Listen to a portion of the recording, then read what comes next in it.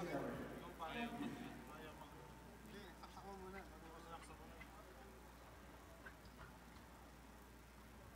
we are pleased to inform you that in 5 minutes, our session will begin. Once again, 5 minutes from now, our session will start.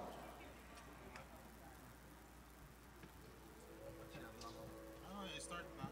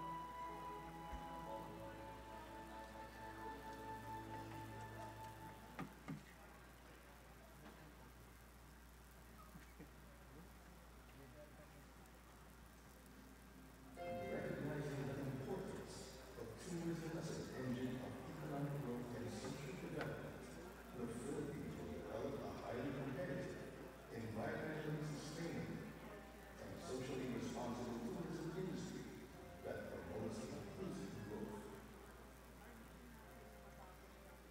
In the field of tourism, we shall construct more active roads and tourism bridges, service centers, and global society. By 2022, the Philippines will generate 3.9 trillion pesos in tourism revenues and 6.6 million jobs as 12 million international arrivals and 89.2 million domestic travelers visit the Philippines. Various destinations. Through the National Tourism Development Plan, or NTDP, the Philippines will develop clusters that are designed to encourage tourists to visit more destinations, increase their length of stay, and expenditure. A convergence program will be pursued to link and promote stronger institutional partnerships among national, regional, and local tourism stakeholders. Airports, roads, seaports and travel facilitation, accommodation, attraction, standards and promotion, safety and security, cleanliness, training, legislation, and the culture of tourism. The cluster and convergence initiatives are envisioned to maximize efficiency and inclusiveness in the Philippine tourism programs. To disperse the growth of Philippine tourism, 20 tourism clusters comprised of 49 tourism development areas, or TDAs, will be developed in close cooperation with local government units and the private sector.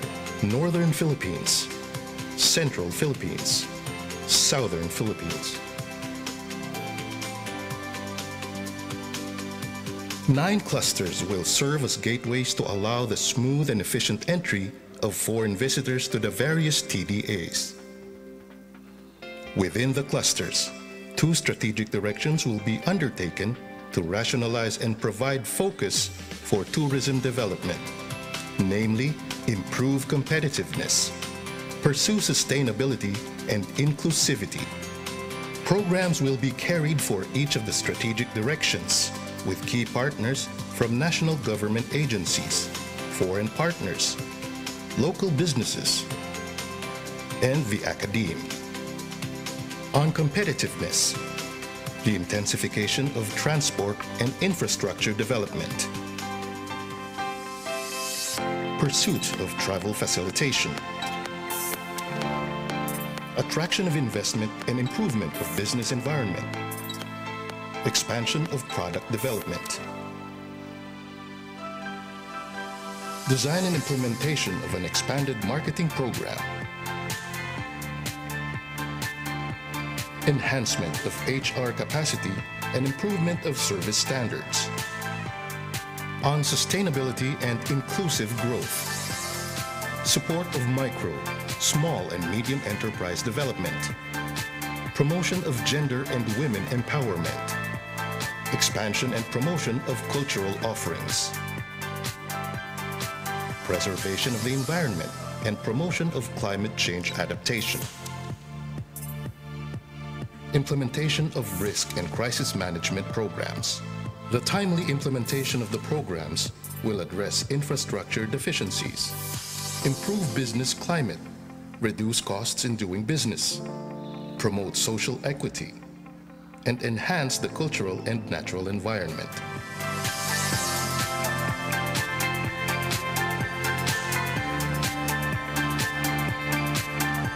I encourage everyone to help build a better future for Philippine tourism. Let us work together in shaping lives, creating jobs, and instilling pride of our culture and heritage. Turismo, tao, trabajo.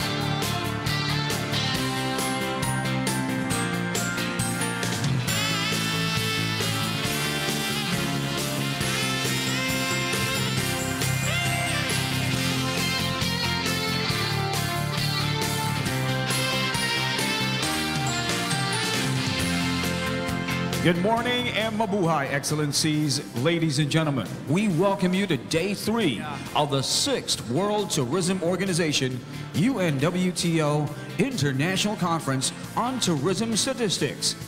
The conference program will now begin its 5th session. Our topic of discussion is on producing data on sustainable tourism. May we call on our moderator for the session, Mr. John Kester, Director of Statistics, Trends and Policy of the UNWTO, to begin our session. Okay. Ladies and gentlemen, good morning. Today we are already coming to the end of this exciting conference. For this morning, we have scheduled 2 final sessions. One of it is on producing data on sustainable tourism in general, and one which specifically will address indicators for the monitoring of the Sustainable Development Goals. In this first session, we will have a closer look into how to measure and what data sources to use. We will look into all sources of data, both traditional sources such as census, surveys, and administrative data, but also innovative sources that have become available as a result of the digitalization of our life, often referred to as big data. One central paper and 5 short presentations followed by a discussion and Q&A will be part of this session. As organizers of the conference, we are very delighted to count on the presence of, from Luxembourg, Christophe de Munter, from Japan, Professor Akihito Saito, from Spain, both Ana Moniche and Immaculada Gallego, over there. From Indonesia, we do have Mr. Rifa Rufiadi. And from UK, we have Rochelle Turner. And from Hong Kong, but generally living in between airplanes, we do have Sarah Matthews. And Sarah will have to run off directly after this session. So in the Q&A, we will address the first question to you.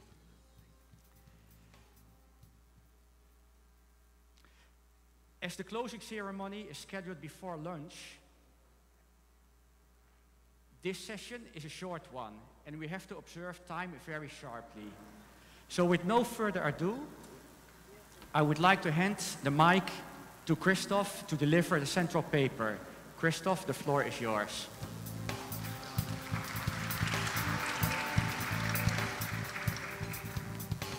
Good morning, everybody. Thanks for coming early. I know it's the third day of the conference and people tend to relax a bit more and come a bit later, but so thanks for your quite large presence this early in the morning. The topic I agreed with colleagues of WTO to talk about was to explain a bit what we have been exploring on big data at Eurostat, and we agreed to provide like a central paper on the topic. Apologies that the paper was released relatively late, only last week. The paper is quite comprehensive, so I hope you do have the time to look at it in the coming days or weeks. Here we only have like 8 to 10 minutes to quickly present a couple of things. I cannot go through all 25 pages of the paper, but I hope we can still like deliver a short snapshot and give some ideas that might also be relevant for the MST framework. So what are we going to cover? I will try to briefly explain a bit what big data is about, although we could have a whole conference only on this topic. I will try to do it in one slide. I will try to give an overview on the source, all these different new sources that might have a link to measuring tourism and possibly also sustainable tourism. Discussion we should not avoid, it's not only the benefits but also the risks of using this data and all the threats it puts on statistical systems. And then like, well, how will this, or how could this impact our daily lives as statisticians, people who measure tourism, sustainable tourism, how can this impact our lives concretely? As in many research topics, people have a number of P's or A's or whatever. In big data, there's articles with the 3 V's, the 5 V's, the 7 V's, and so on. I try to summarize it a little bit. The first V is about the volume, and this is also where the adjective big comes from. So it's about an exploding number of observations. It's an overload of information, which brings us to this velocity. It's like an avalanche of data coming to you, and you have to try to survive in this avalanche of data. There's also the variety of the data, and the data has many faces, and one of the issues which is also linked to the use of it is that it's the data is somehow organic. It's not designed to produce statistics as we have with the surveys or the census that John mentioned. It's data that is out there, and we have to see to what extent we can like transform it for our own needs. The veracity and the validity are the two topics that are extremely important for the statisticians, because we want to know what are we actually measuring with this data, because we might have billions of observations, but is that actually telling the story that we want to tell? And of course, also, especially in the context of official statistics, there's the issue of quality, representativeness, and so on. In terms of continuity, there's this volatility of the data. There might be a source today that is no longer there in a couple of years.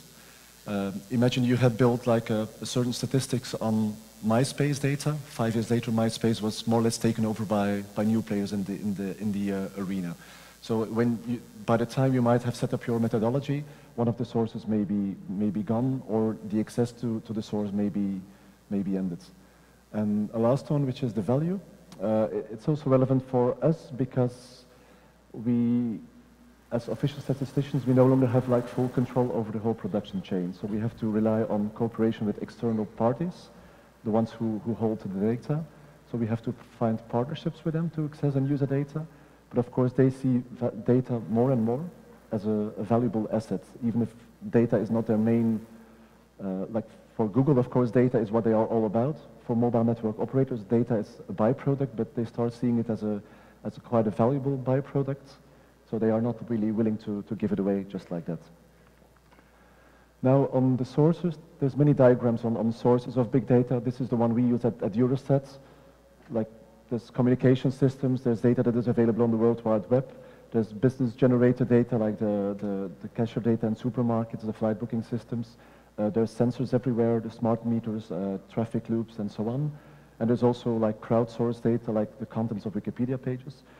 I will not go into detail of all of these things, but I will just try to give an example of many of those. You might notice this is a famous tourism place in Europe. It's like the central old square in Prague. You see lots of tourists, and we see there's probably somebody making a call who is like somewhere being observed and data is being stored. There's somebody switching on the smartphone, maybe, which means he's connecting to the antenna, to the GPS, and so on. There's somebody who found the place using the city map and the GPS. There's somebody updating his Facebook status by taking a picture of this. There's somebody looking up the Wikipedia information of the place where he actually is. There's somebody already Googling where he can go to a cafe after the ceremony of these puppets is done. There's somebody who booked his room in Prague through TripAdvisor, who's checking a hotel website on the establishment's website, not on the platform. Somebody else is boarding in for the return flight. Somebody just used his payment card in the nearby souvenir shop, and the payment card data, of course, also stored somewhere.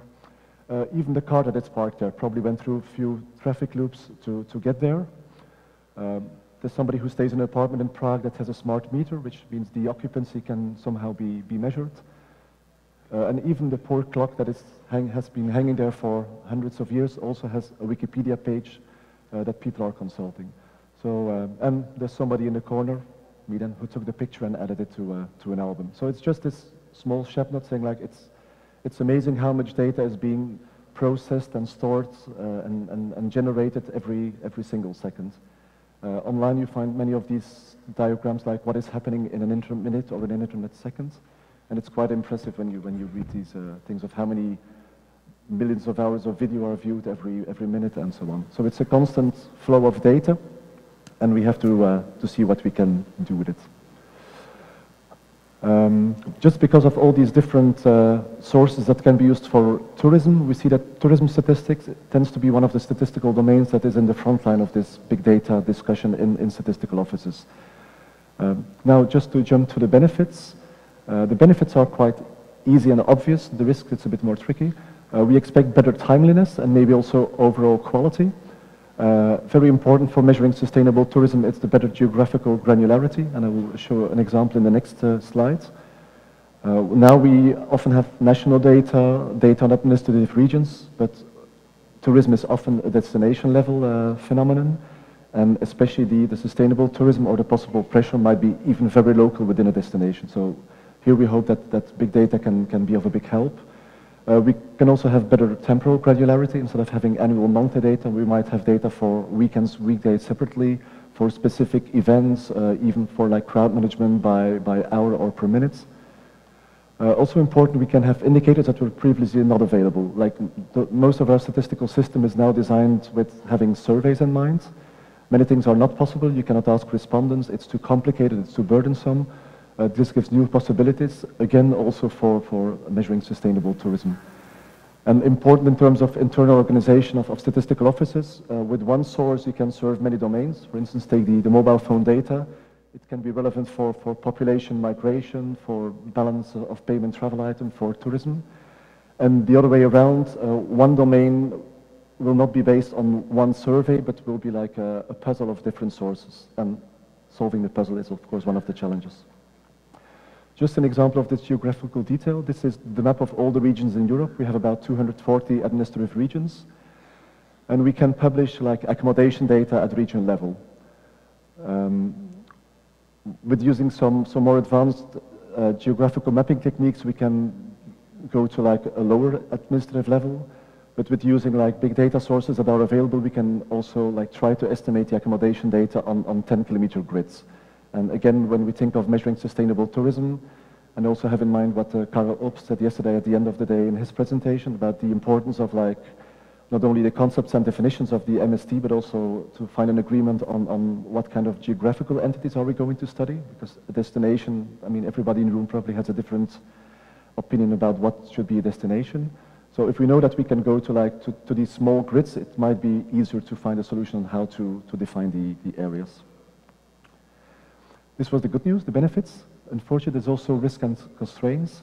Those of you who have already explored big data probably saw that the first barrier is actually accessing the data. Or it's complicated. Even if it's publicly available, it might be difficult to access and to manage the data flows. If the data is privately held, or even by privately held companies, it's quite difficult to find partnerships to access data. You have to find somehow a win-win, that there's something in it for them, something for us statisticians. Again, we could go on for hours just talking about the access, but I will jump to the next one. Concepts and definitions, I mentioned it. This data is somehow organic and not designed for statistics, but we have to try to make something useful out of it. As compared to surveys where we design from the beginning to the end, the concept, the definition, the operational question, and so on. There's certainly a selectivity bias, and this is one of the key problems, and we also try to find methods to solve it. For instance, mobile phone data sounds attractive because there's lots and lots of data, but not everybody has a phone, which is maybe not a major problem because also not everybody answers surveys. So it's like a different type of non-response. But people might also use their phone differently in different situations. In particular, when traveling, people might switch it off because they think roaming charges will be quite expensive. So there might be some representativeness coverage issue there. Comparability over time, when you move from one survey to another, you have a break in series. Here's definitely when you move from one source to another source, you might also have a break in series. And also here I will show one example afterwards. And breaks in series, it's always a bit annoying for official statisticians because the time series is one of our unique selling propositions to users as compared to ad hoc studies. Again, for official statistics, you have to rely on external sources, which might jeopardize the independence or the objectivity that usually characterizes official statistics. Also, internally in the organization, you need people with new skills, not survey statisticians, but people who can, instead of collecting data, rather connecting data, and it's a different skill. These people are also highly demanded on the markets, so you might have to compete with private companies to get these people. And finally, but also quite important, it's the trust. First, internally in the organization, you have to have a change mentality to move to these sources, and not always everybody is willing to go for this. You have to educate users about the usefulness of the new data, and also society, saying that, look, we do have some insights in what you are doing, but please don't see it as Big Brother. It's just a way of being more efficient with data. And all of this is definitely easier said than done. Now, just to give one example of this break-in series, we try to explore mobile phone data for Belgium. The blue graph gives the estimate of the number of trips, outbound trips from the mobile phone data. The red one gives the official data based on the survey, which means if Statistics Belgium would have jumped from survey data to mobile phone data, they would have had to explain 100% growth just because of a change in source. This was very experimental data, so it was not, I mean, methodology, there's many things still to be improved, but still it gives an idea of how huge the breaks in series could be. Now, how can this help us or affect us in the coming years? I think most people who have started working with big data, they use it for auxiliary information or even to validate the traditional processes, to provide deeper breakdowns like the one I showed with the accommodation data. In the midterm, we expect that surveys will be one of the sources, and there will be an increasing importance of the new data sources. We already see some examples of flash estimates. I think Statistics Netherlands has already like regular data on traffic and transport based on big data only. In the next phase, we think that the new sources will start replacing the surveys, but only partially, because just think of the tourism demand surveys. If you think of flows, well, there's many big data sources that can measure flows. There's also big data sources that can measure expenditure through credit card payments and so on, but you need to have the full picture. Also the purpose of the trip, the composition of the travel party and so on. So we will always need some kind of follow-up surveys as well. In the very long term, there might be a stage where we have to rethink the system entirely. As I said, we might be stuck in like our mindset of surveys.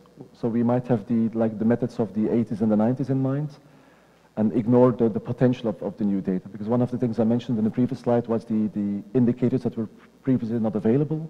This is also the general thing. Like there's things that we couldn't measure before, and we should not see it as a handicap that we cannot reproduce what we were doing until now, but maybe we can produce something that is even far superior. But this needs like a big mentality change for everybody in the chain. So where are we now? You probably all know this Gartner hype cycle. I think the peak of inflated expectations, we might have reached it already. So people start realizing that big data is not solving all the problems and definitely not overnight, so that it's a bit more complicated than initially thought. It's also not as free as initially thought, because also using big data has a certain cost. I wouldn't say that we're still in the phase of disillusion, of like hopelessness or whatever. I think we're like reaching a level that people start seeing in a more, let's say, objective, realistic way what are the possibilities, and now we can like start working on really finding solutions. Just to finish, a couple of ideas maybe also for the later discussion, or that can link to the next presentations. I think the big data is here to stay, so we cannot ignore it. If we do ignore it, others will just run over official statistics, and it's already happening. Official statistics has some kind of quality, but also and people mentioned it in the previous days, the time limits is sometimes a problem. So official statistics have no longer like a monopoly on data. Others publish data and users use that data likewise. Somehow it's important to be in this train, because if we don't do it, others will do. And as I said, having objective data in a society, it's quite important for, let's say, the democratic process as a whole. I think statisticians have to be prepared to leave their comfort zone, their surveys. Instead of being a producer, they also become a user of sources. As I said, it's no longer designing the survey and being responsible of the whole production chain, but somehow you also become a user, and like it's intermediate consumption of data. And as I said, we have to question everything we know and rethink the models and so on. Skills are important. Collaboration with other researchers, with those who hold the data, it's very important. And as I said, and as I try to outline in a couple of the slides, I think in this discussion of measuring sustainable tourism, big data could make a change because of this temporal detail, geographical granularity that was previously something that we could only dream about. This was what I was trying to say in 8 minutes. It was probably a bit longer. I hope you get like a glimpse of what we wanted to say. And as I said, if you want to know more, please have a look at the paper which is available on the conference website. Thanks a lot for your attention.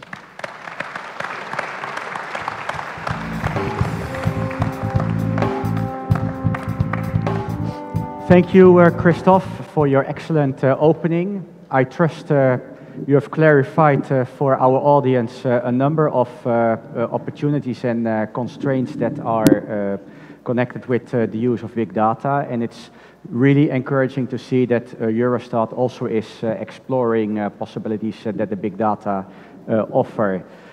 And I personally like the Gartner hype cycle very much, and not everybody might be already in the part where we are picking up on the opportunities of big data. I think there are still a number of people really at the peak with quite with expectations that might be a bit too high, and there might be also people that are in the throw and not really tapping into it sufficiently. Christophe, by the way, will assist me as moderator later on in the Q&A session. I would like to move on to our next presenter, Our next presenter will be Mr. Akihito Saito, Assistant Professor at Kyoto University, and he will brief us on a data infrastructure for data analytics platform. Aki, the floor is yours, please.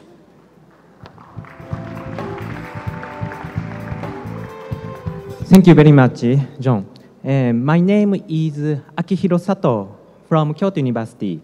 I am also a press researcher of Japan Science and Technology Agency. Today, I'm talking about my experience to construct data infrastructure and data application funded by Japan Science and Technology Agency.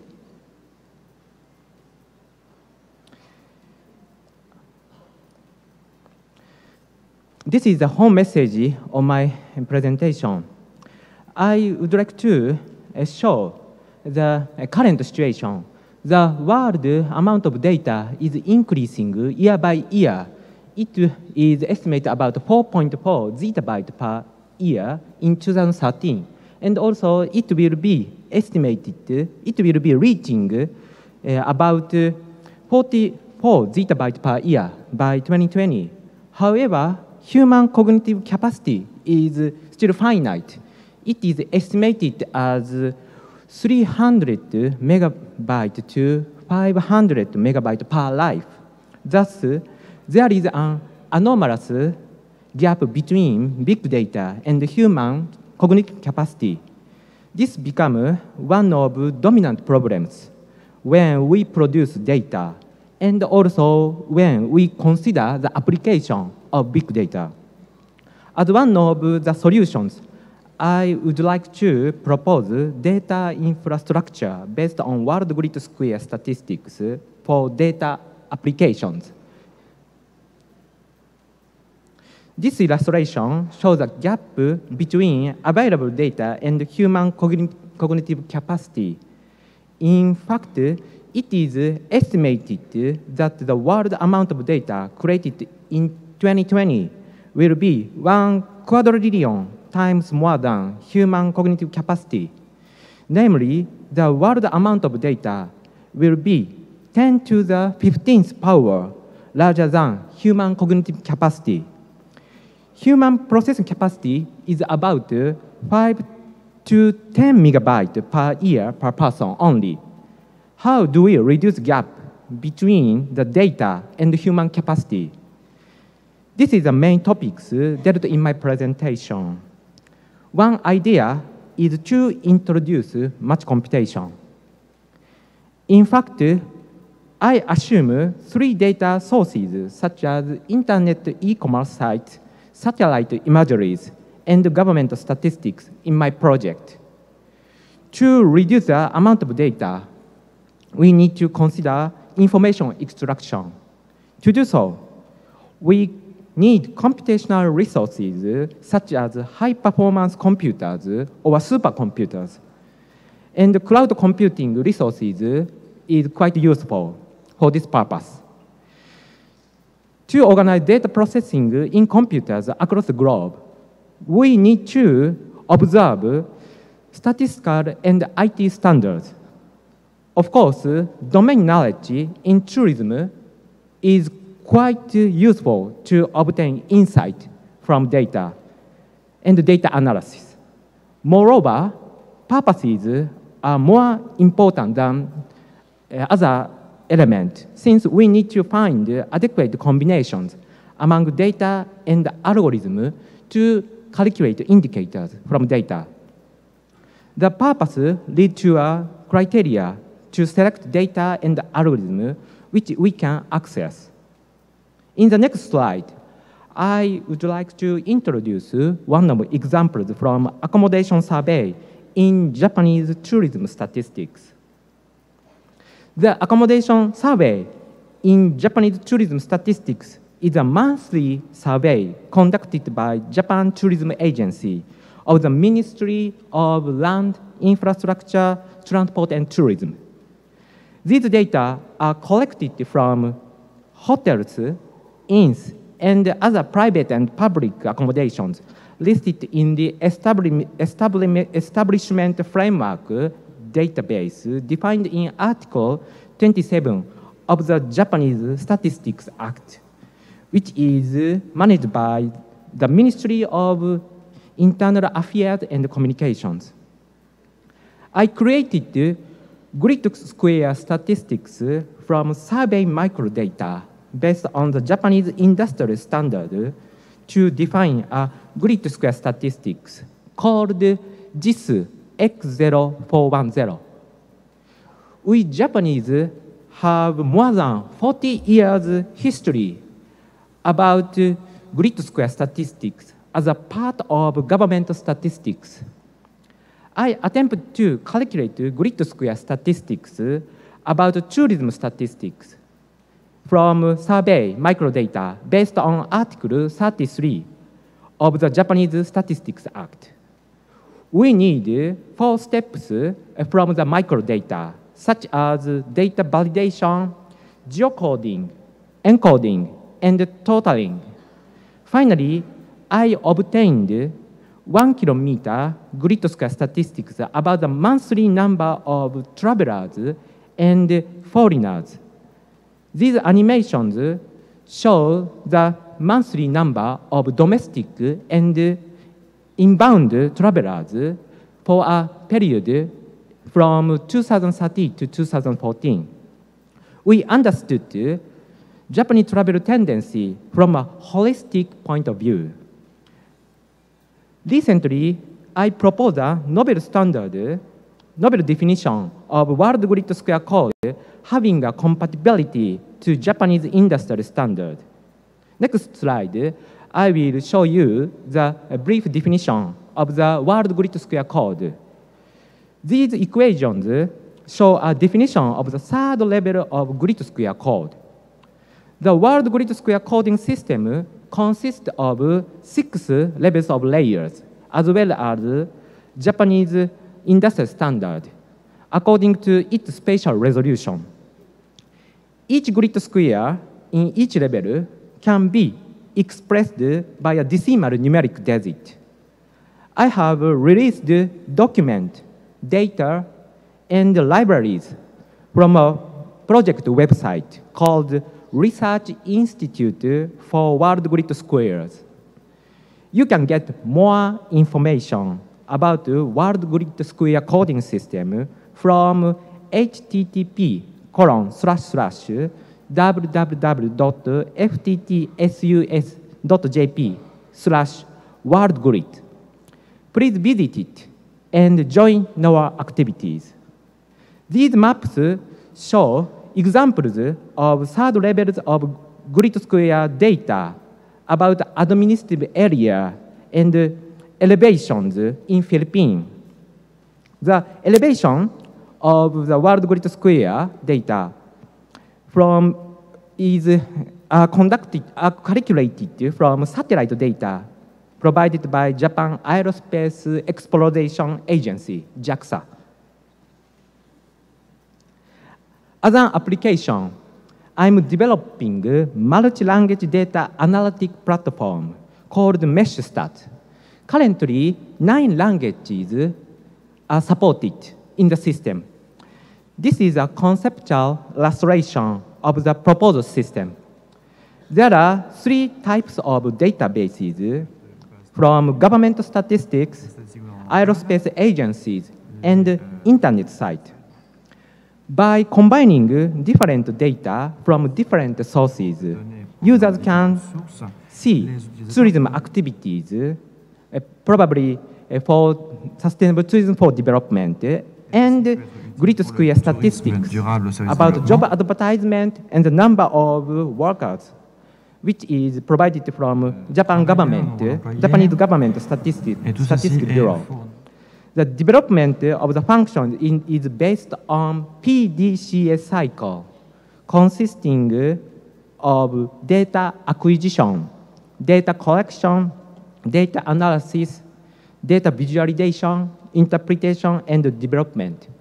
This procedure is quite useful for capacity building among data producers and data users. This graph shows time series of daily accommodation occupancy ratio in Kyoto for January to April in 2017. These two panels also show the number of job advertisements and the number of workers in each 1 kilometer grid. I'm providing other functions through the website. If you have interest in this platform, please register it. And I need your assistance to develop grid square statistics worldwide. That is the end of my talk. Thank you for your kind attention.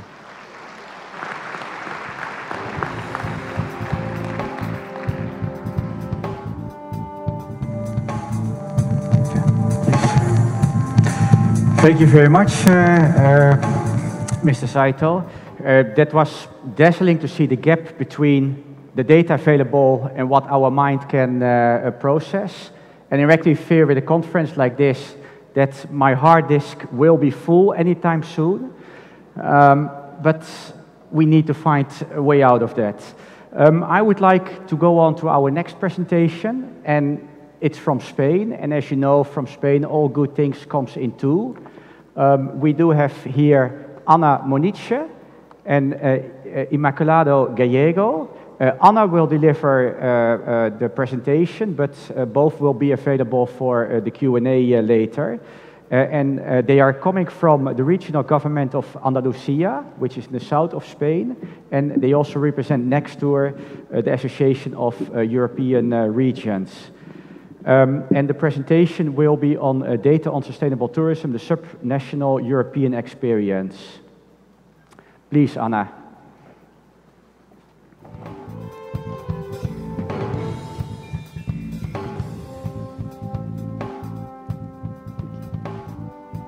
Good morning to you all. First of all, I would like to thank the Department of Tourism in Philippines for the warm hospitality and the efficient organization of this event.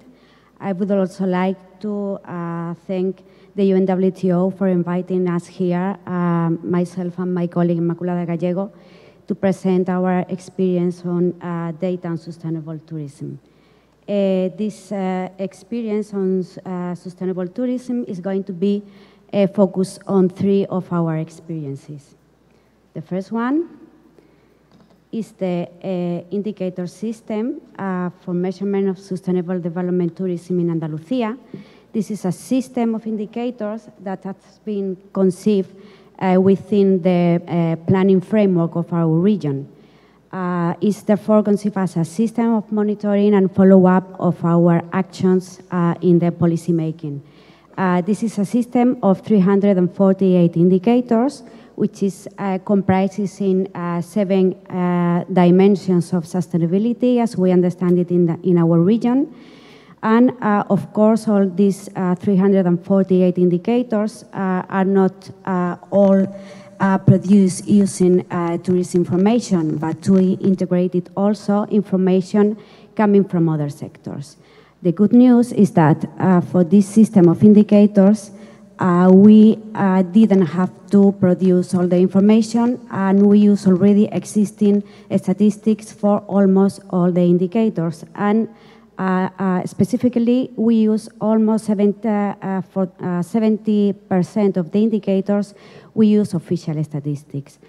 Therefore, this could be like a showcase for an integration of different data for measuring sustainable tourism, not only from the tourism sector, but from other sectors using existing statistics. The second experience is the European project Mitomed Plus. This is an Interreg project where Andalusia is participating with 9 different other partners from Europe. We have partners from other countries in Europe, from Cyprus, from Italy, from France, and from Croatia, among others. This is an example of how a common framework can be used for measuring sustainability throughout different countries in an European framework, and this is specifically designed for measuring sustainability at local destination level.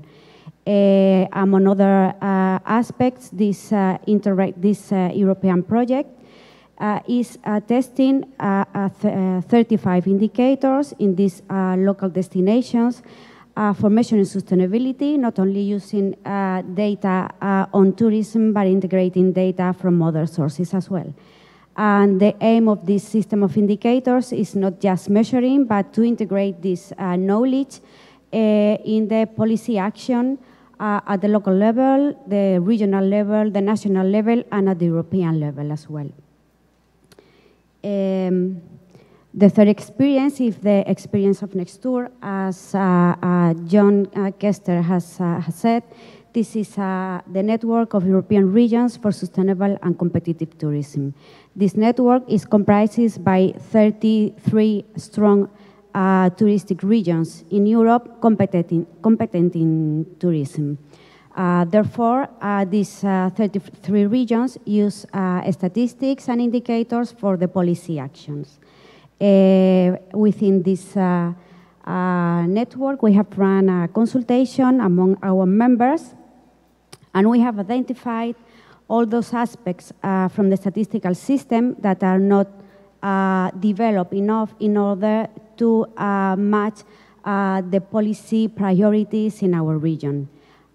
We ask our members their need or information, and we found out, among other conclusions, these three priorities. The first one is the need for methodologies and guidelines for measuring tourism environmental sustainability. This implies not only measuring tourism, but also integrating relationship with other sectors, like the environment and the culture. And we understand this like an endorsement of the work carried out by Measuring Sustainable Tourism Initiative carried out by the UN Statistical Division and the UNWTO. The second conclusion from our consultation is the need for integration of other sectors' statistics. This includes also big data for measuring seasonality, which is a big issue in our regions in Europe. And the third one is the need for measuring residents' attitudes, which is, as my colleague from Flanders presented yesterday, this is one also of the priorities at the European tourist destination. Therefore, just to conclude with some main ideas, I would like just to propose another title for this session, if you allow me. I would like not to say that we need to produce data on sustainable tourism. We need to produce data on tourism that are comparable with other sectors. By this, I mean we need to follow guidelines and methodology commonly accepted by all the destination, and we need to make ourselves comparable with other sectors. And we need to integrate data on sustainable tourism coming from other sectors. Therefore, we need to work with them, and this also will imply the integration of big data for measuring sustainable tourism. With respect of big data, I should say that we don't need to produce big data. We need to, at the moment, we need to learn how to use big data for measuring sustainable tourism, and we need also to work with the private stakeholders, because mostly they are the owners of the data.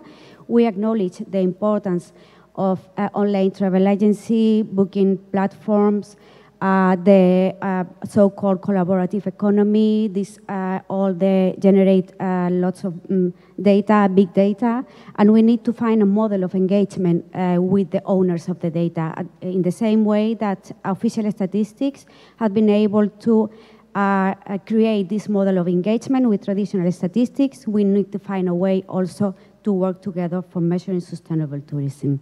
From Andalusia, just let me advance you a very incipient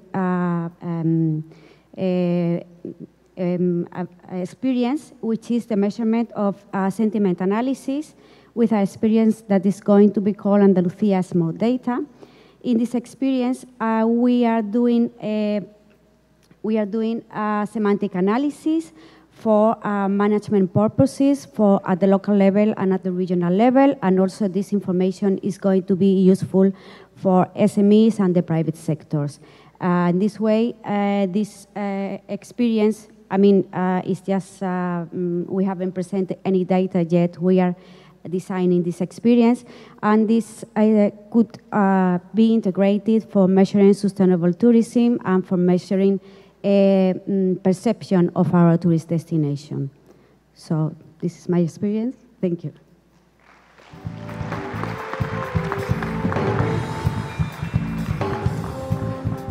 Thank you, Anna. I think some very interesting proposal, and I hope that we will have some time to discuss on that further. I would like to move on quickly with an example from Indonesia about the use of global data, on mobile positioning data for complementing data on arrivals to Indonesia. And I invite Mr. Rifa Rufiadi, Deputy Director of Tourism Statistics at the Statistics Indonesia, to deliver his presentation. Okay. Floor is yours, please. Thank you very much, John. This morning, I would like to share with all of you about Indonesian experience using mobile posting data for tourism statistics. In Indonesia, we use immigration data as main source for tourism statistics. However, we get difficulty to get data, especially from the border area. So we receive the data from border area not complete because the geographical difficulties. So our tourism statistic has been underestimated due to incomplete coverage. To solve this problem, we got the Ponsel data from operator, from the Ponsel operator, especially in border area. As you can see in dot red, it shows that there are foreign Ponsel sign in border. So the question is, are they tourists, or how we convert from Ponsel data become a tourist data? So this is our experience. We went to the border and we check people who bring the Ponsel, and we ask them, and then we get the formula 720, which means if the Ponsel stay in that area 2 up to 7 days continuously, then we consider it as tourists. Or they stay on and off, but the total stay less than 20, also we consider it as tourists. But we found another problem, that's not all border crossers use Ponsel. So we are not very happy with this formula. And then if you can see in the graph, this is the result from this using mobile data. The blue one is the mobile data, and then the red one is the data from immigration. After we use this formula, we get the green one. That is the tourist data to be added to the immigration data. So because we are not satisfied with this formula, now we are conducting another survey, funding by Minister of Tourism. Now we are doing this survey. Hopefully in next September, October, we'll get the result to resolve this under coverage data, and we will try the application, the formula for new formula, which is using MPD and combined with the immigration data and the people who using Poncel. So this is our experience. Hopefully it's useful for all of you. Thank you.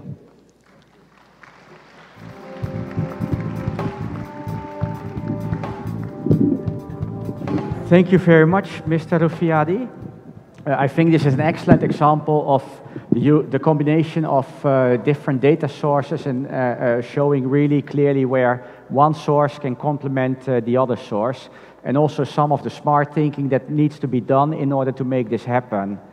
Because we come along quite a number of problems, but those problems can be solved. Our next speaker is Rochelle Turner, from the Research Director of the WTTC, the World Travel and Tourism Council, and she will update us on tracking global progress towards sustainable tourism development. Rochelle, please, the mic is yours. Thank you, John. Thank you, UNWTO and the Ministry of Tourism for the Philippines. And I'd also like to thank the translators, who I think are doing an amazing job here today. WTTC is a member organization, for those of you who don't know, and we were set up over 26 years ago to advocate on behalf of the private sector for the enormous contribution that travel and tourism makes to the global economy.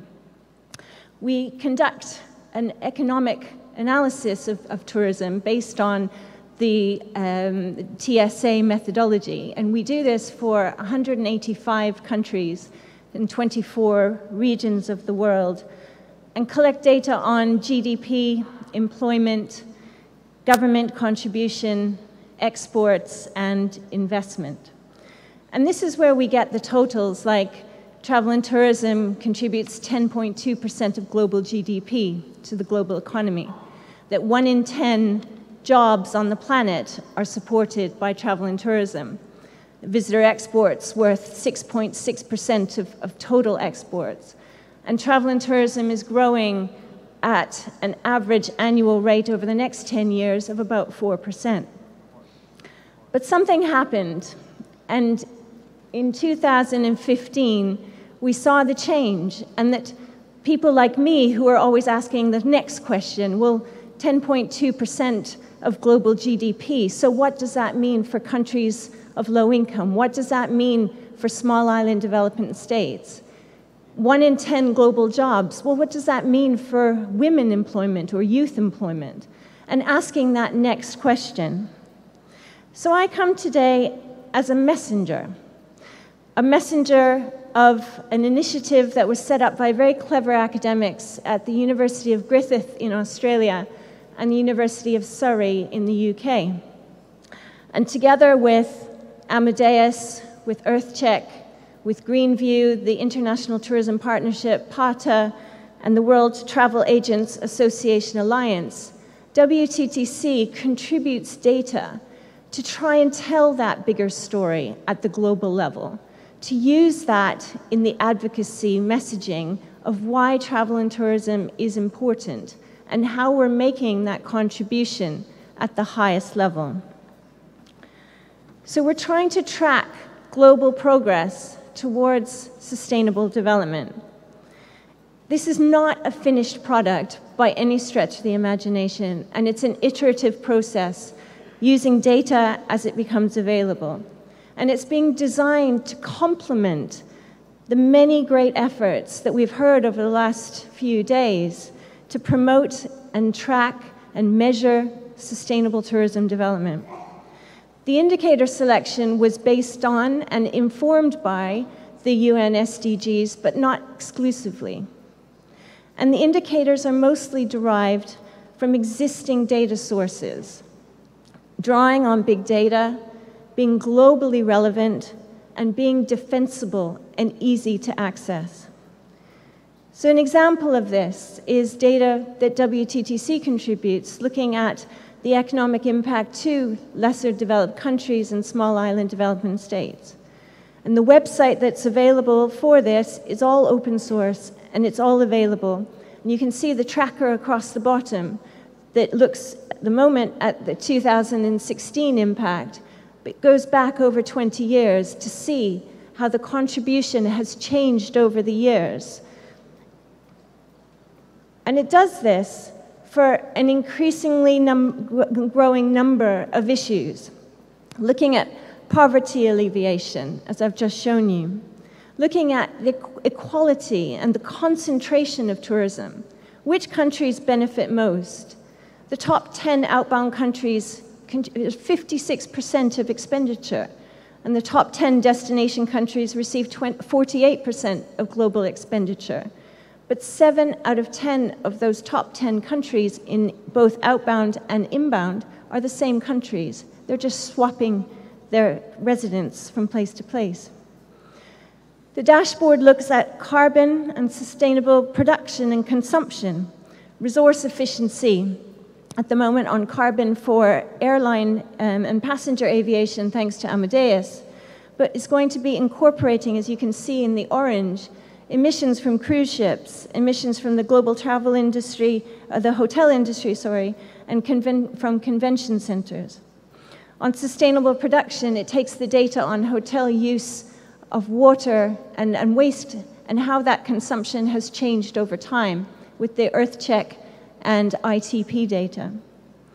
It also looks at protected areas, and research specifically done by Susanna Becken and her team at Griffith University has looked at all natural and mixed World Heritage areas and found that only 30% have extensive planning programs for travel and tourism.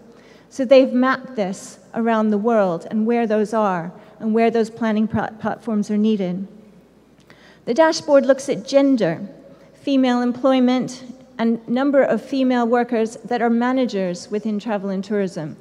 Again, building on the data at the bigger level and using the proxy of the GRI, in this case, for the information. We don't all have the Eurostat data is just not available all around the world, so we have to use these proxies.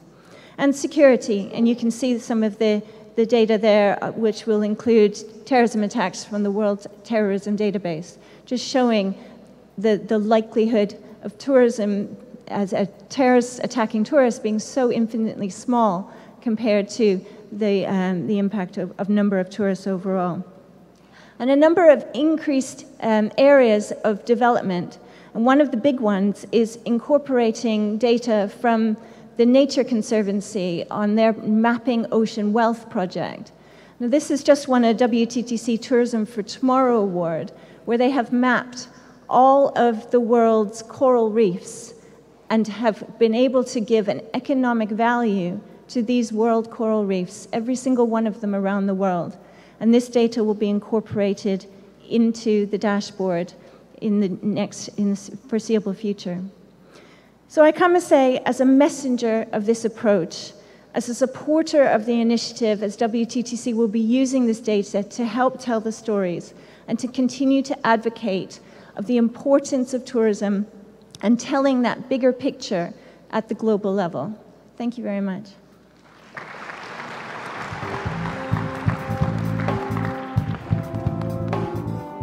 Thank you, Rochelle, for your very rich presentation, and it's definitely something we will have a closer look into in the way you have put your dashboard together. I now want to move on to Sarah Matthews. She is Head of Destination Marketing APAC at TripAdvisor, and she recently has been elected chairperson of PATA, the Pacific Asian Travel Association. And Sarah will talk about TripAdvisor as a data source. Sarah, the floor is yours. Thank you. Mabuhay. I'm going to move away from the podium and talk to you guys. You all know TripAdvisor. Everybody's an avid user. Hopefully you all booked your trip to the beautiful city of Manila using TripAdvisor. So I'm here to talk a little bit about how users are really using and providing us with that data. To put it into a bit of context, let me give you our latest statistics and why we have this information and how we can look at what travelers are doing and how they're planning. Hope you don't mind me standing in front of you and walking up and down. But essentially what we know is that TripAdvisor keeps growing month on month, year on year. We have 390 million users coming to TripAdvisor every month. Now, amazingly, every single one is a traveler because they're searching, planning, reviewing their travel. Shouldn't be coming on a TripAdvisor buying a vacuum cleaner. It's the wrong site. But most importantly, what are they doing when they're on TripAdvisor? Well, they're searching, but what are they doing? They're sharing. They're providing relevant content about their travel experiences, which brings us to where we're at with reviews and opinions. We have 500 million reviews and opinions on TripAdvisor. So travelers, what they're doing is when they're going on holiday, they're sharing their experiences, both in destination, pre and post as well. So when we look at that, what are we looking at from a data point? And I'm not a because I can't even say it, a statistician. But essentially, what are we looking at and how does that impact? Well, we have 290 user contributions per minute, right? So when we think about engagement, think about content and data points coming to TripAdvisor, that's 290 per minute. So it's a huge amount of volume of information that essentially travelers are producing for us. My role at TripAdvisor, to put it into a little bit more context, is I work specifically with governments. And what we look at a lot of the time is data.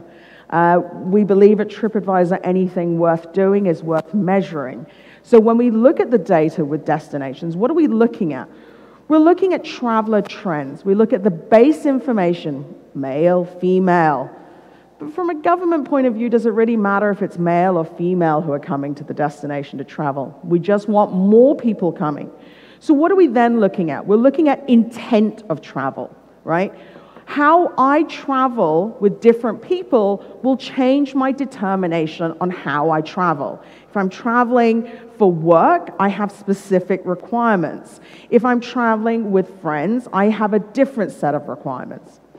On top of that, I then have what I call my core things that I need when I travel, right?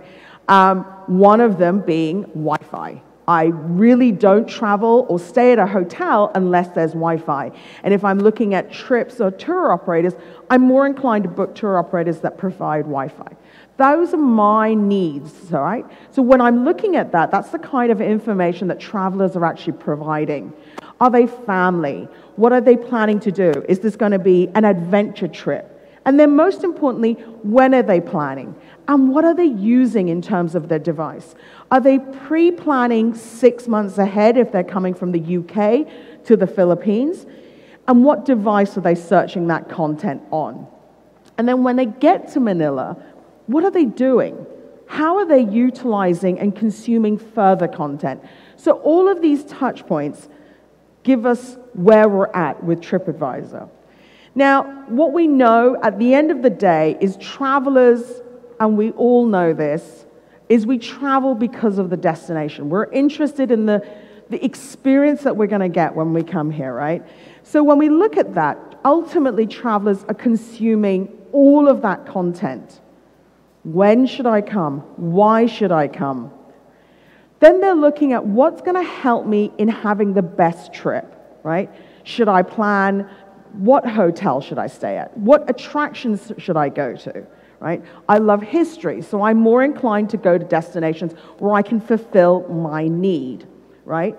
We think about what they're going to do when they're in the destination. Are they going to look at attractions? And if so, what kind of attractions? And again, that will change subject to their intent of travel. And then when they're on the trip, and what research tells us is that when they're on the trip already, they're already planning their next holiday. And I don't need to tell you guys this. You all know this. This is what you do when you go on holiday. So I think it's important, and I think some of the stuff that I've heard this morning is that we need more tourism data. Well, I'm happy to say that TripAdvisor certainly has a wealth of that. So we're happy to share that with destinations in how to build out your information and build out your product, knowing where you should be putting more weight onto what experiences that travel want from your destination. But it does go back to one core issue, is how are you using that data? I think this is something I come across a lot, and more often than not, I hear about destinations now investing into DMPs, but the reality is, what are you going to do with that information is absolutely core. Are you going to evolve your product? Are you going to evolve your destinations? Are you going to disperse that travel? So those are important things to consider when you're looking at data. And how do you mine that data, and how do you really use that data? So for TripAdvisor, in terms of the sustainable behavior, one of the things we think is really important is travelers, right? We love travelers' reviews, and that's penultimate to our business and what we do on TripAdvisor. So we launched Green Leaders. For those of you who know us, you'll know that essentially it's for hotels in 66 countries across the world where they can really audit themselves. It's every 2 years, and travelers get to choose and review those hotels, right? They choose those hotels based on the sustainable practices. But 1 in 2 travelers worldwide prefer to go to an eco-friendly destination and an eco-friendly hotel when they're given that choice. So it's really important to get your destination telling those stories, if that's going to be your focus. So when we look at that, one of the impact on green leaders and eco-friendly information is that travelers tend to have, we see a higher rating on reviews for accommodations who have actually been given the Green Leaders badge. So again, it's important to make sure that you're telling that story and providing that information. Because at the end of the day, I don't know, I'm staying at this beautiful hotel in the Marriott, and I know that they have some policy, but some of it isn't obvious, and I'd love to be able to see more and do more. Right? For those of you who have ever been to WTM at Excel, Excel is a great example. A long time ago, they were already taking you around the convention center, showing you what they were doing in terms of their sustainable practices.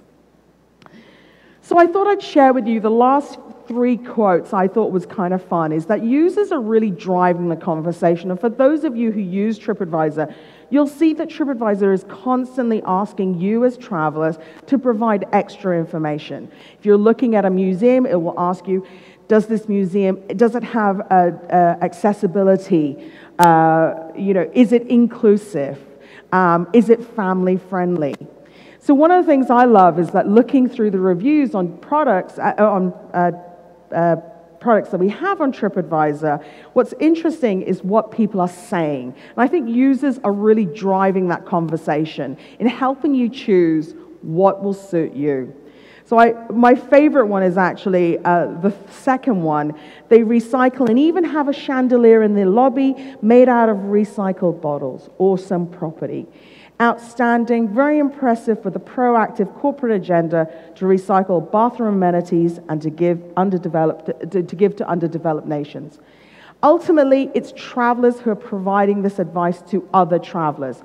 So for businesses out there, they need to make sure that they're telling that story. It's always a fantastic pleasure to be back in the Philippines. It's always more fun to be in the Philippines. Thank you very much.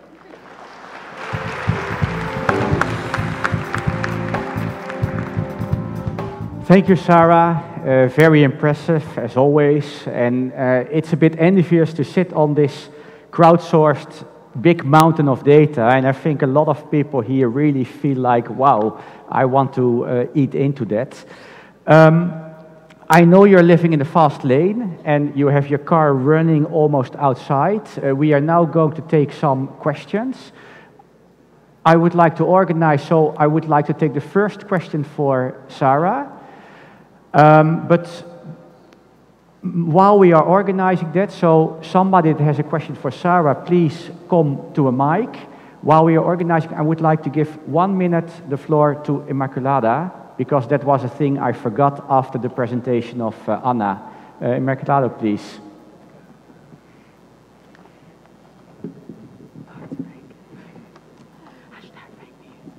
Muchas gracias.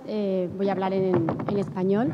I'm going to be speaking in Spanish. Solamente una pequeña I just breve intervención. wanted to make a couple of short comments because I would like to wrap up the session by sharing with you the lessons that we have learned in Andalusia from the measurement and creation of our models for tourism sustainability. 4 short points for you only. First of all, we have learned that there is no ideal measurement model at all.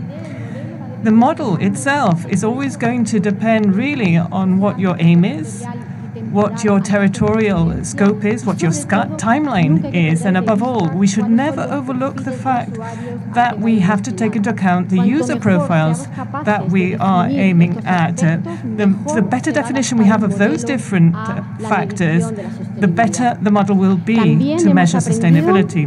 We have also learned that it is important not to duplicate our efforts because we have to take full advantage of all the data, the statistical information that already exists at a national level and a subnational level.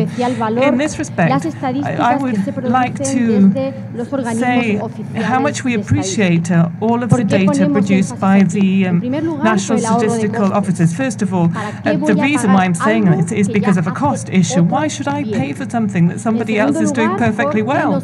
Secondly, they're important because we know these stats are prepared rigorously according to proper methodologies, and we know that they allow us to speak the same language. There's comparability in their findings, and often we can cut down the timeline for our projects. A lot of projects, a lot of models don't get anywhere because no one is able to keep them going for long enough. We're also very aware of the fact, this is another lesson for you, that it is inevitable that all of the aspects covered by a complex phenomenon like sustainability can be hard to measure only through secondary sources.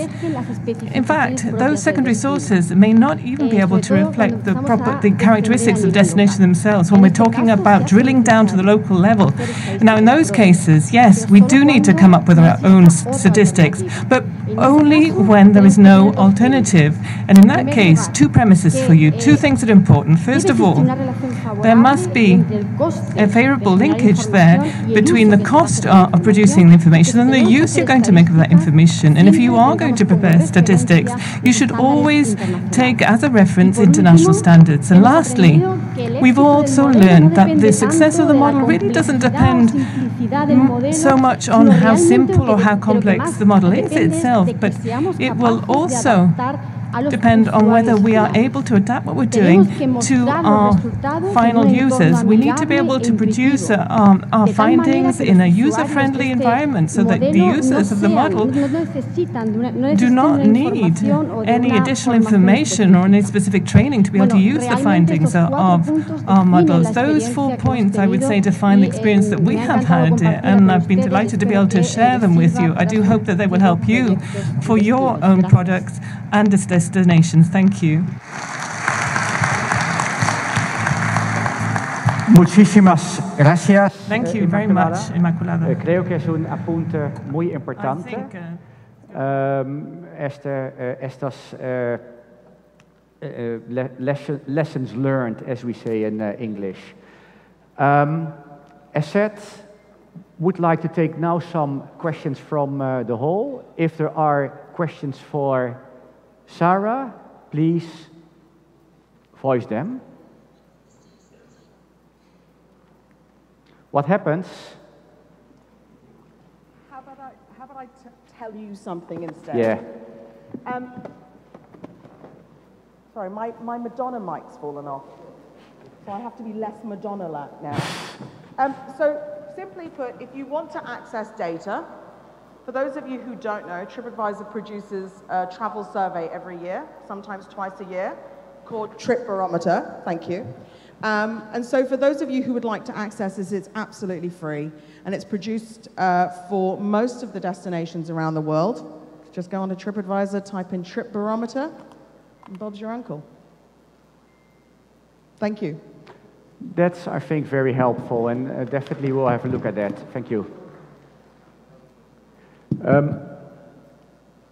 There's a question over there, Okay, please. good morning. I'm Henrik Kasolia Estepona, an advocate of heritage and development. And I'm also a business consultant for environmental accounting and sustainable tourism and climate change. Thank you for the UNWTO for staging this conference. For me, this is a breakthrough, and for me, it's a new learning. The Philippines is a country that is always trapped in the middle. Then, before the great civilization of the Pax European versus emerging great power of Pax Americana. Now again, the Philippines is caught in the middle between the draconic wealthy China versus still the superpower America.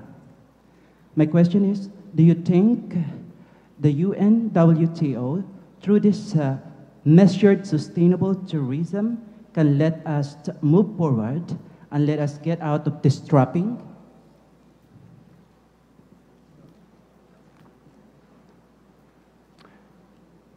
Okay, thank you. Is there another? Ah. Do you think, again, the UNWTO have a regulation and policies toward countries or subnational that is in transit, means a community categorized temporarily in the status of administrative, awaiting to be full autonomous? And the classic example of this is the Bangsamoro, our Mindanaoan brothers in the south of the Philippines, which is now having a conflict with our president, Rodrigo Duterte, or the Republic of the Philippines. On my personal level, do the UNWTO... Sorry, may I interrupt you? I do think this is not questions that are really addressed to the panel. If Sarah wants to... Oh, you're leaving? Sorry. Thank you very much.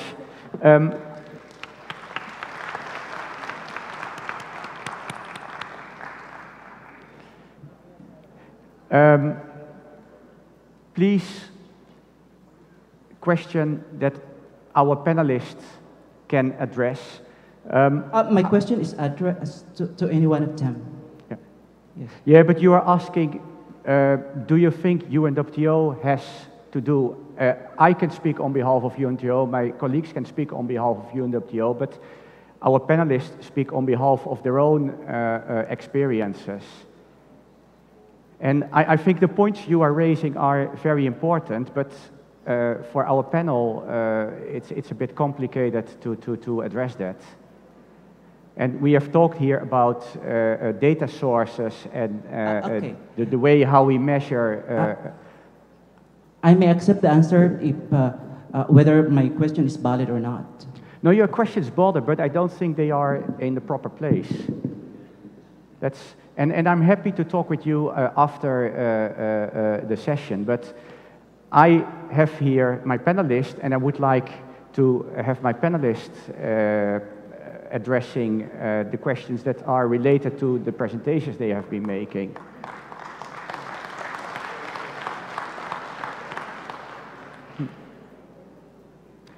So please, if there is... Alex, please. Good morning. Alex Rayner. I'm from Amadeus Travel Intelligence. I'd like to congratulate Indonesia for your innovation in using mobile positioning data. I think this is a really impressive achievement. And the key thing I'd like to highlight and the implication for measuring sustainable tourism, because I met some of the Indonesia delegates that are here last night. And Mr. Riffa, if you can maybe elaborate, I understand that you'll have data pretty much in real time for mobile positioning data. Now, the question I have is, in terms of measuring sustainable tourism, this brings about a key component, which is the speed. Because surveys, we know, take some time. The ability to have real-time data, is that a component that should be a part of measuring sustainable tourism? Having data which is quick, that you can act on quickly as a result. So I would appreciate some comments. And Christoph, I remember I met you in Prague when you launched the MPD a few years ago. So I know the EU has been very progressive in this area as well. I appreciate your comments and the vision where this is all going into the future, but speed is the key word, speed.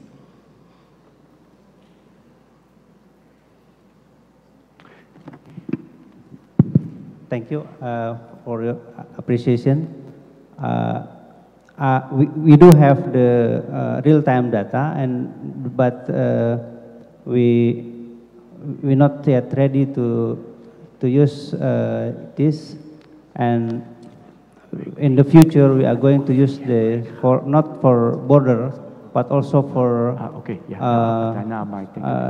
national tourism inside the country. That's my comment. So.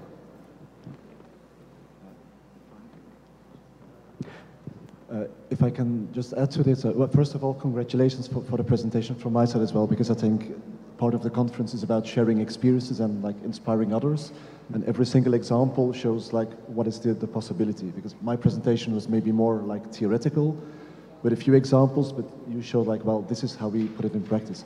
Now to come to your question, I think it's a general thing that we should do something about timeliness, in particular in official statistics. I don't think that the sustainability topic changes this. I think, and I try to make this clear in my presentation, the biggest change is actually the geographical detail that we didn't have without these new sources. If it can also be faster, the better, but I think this applies to all statistics in general, not only to this measurement of sustainability.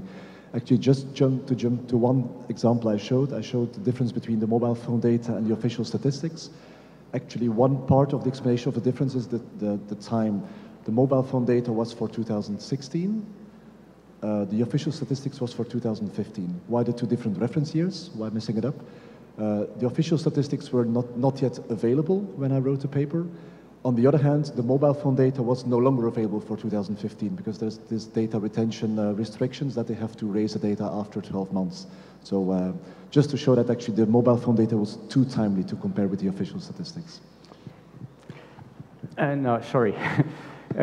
Thank you very much. I just, if I'm allowed as moderator also to add one little comment, I do think I really was impressed by the example of Indonesia when I saw it.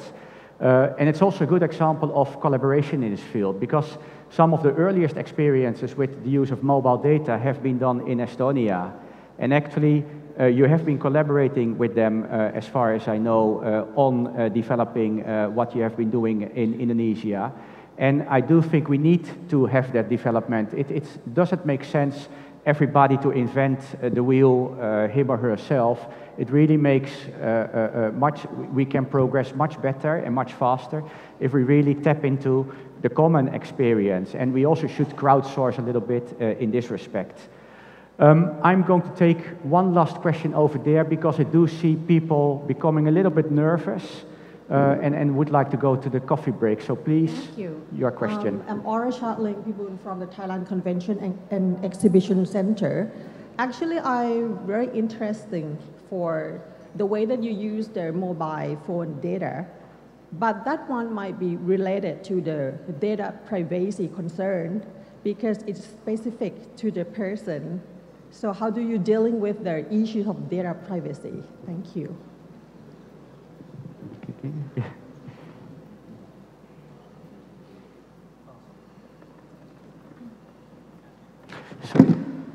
Yeah, it's the data is highly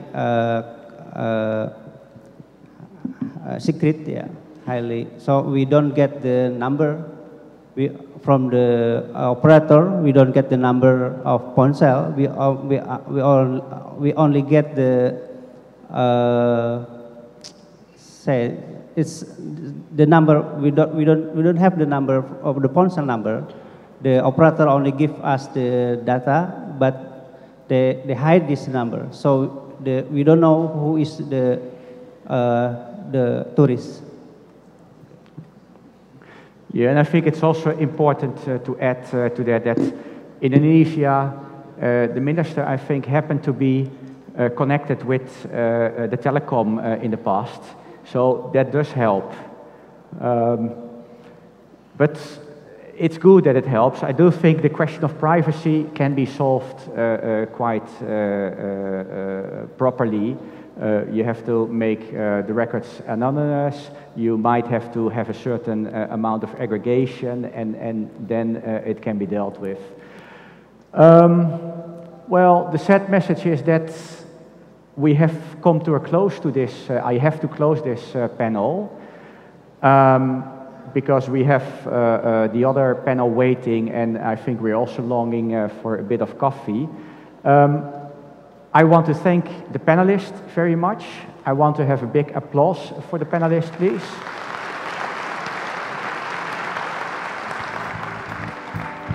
And I do think this is certainly a topic which will keep returning in future, because it's really part of a big process that we are going through. And bit by bit, we need to learn how to get there and try to incorporate all those new sources. So thank you very much for your attention, and we will see you back in 10 minutes after the coffee break.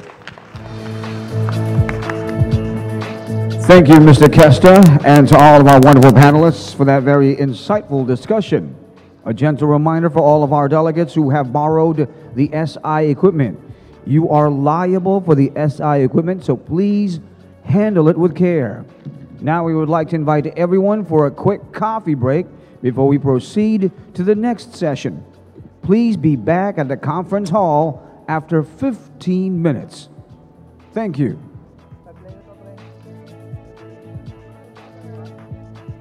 And for those of you who will be joining the Intramuros tour today, the time of departure has been moved from 2:40 p.m.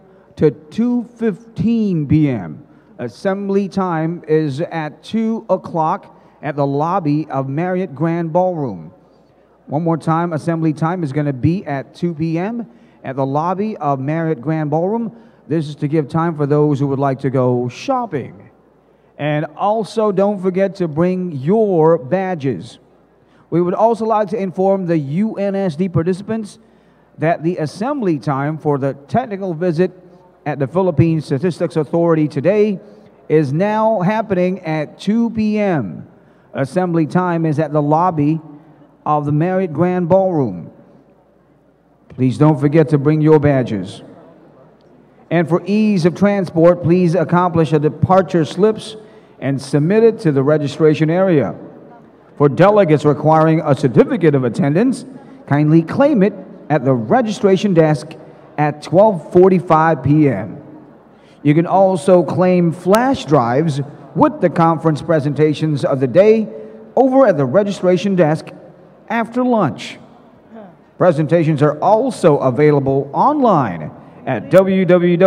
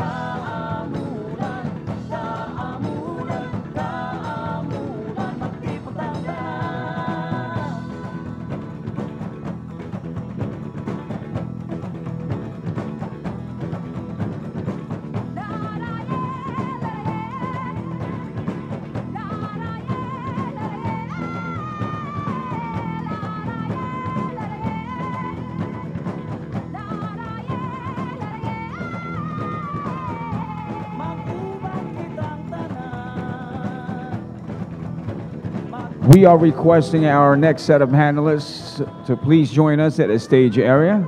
Once again, we are requesting our upcoming panelists or panelists to the next session to kindly proceed to the stage area. Thank you.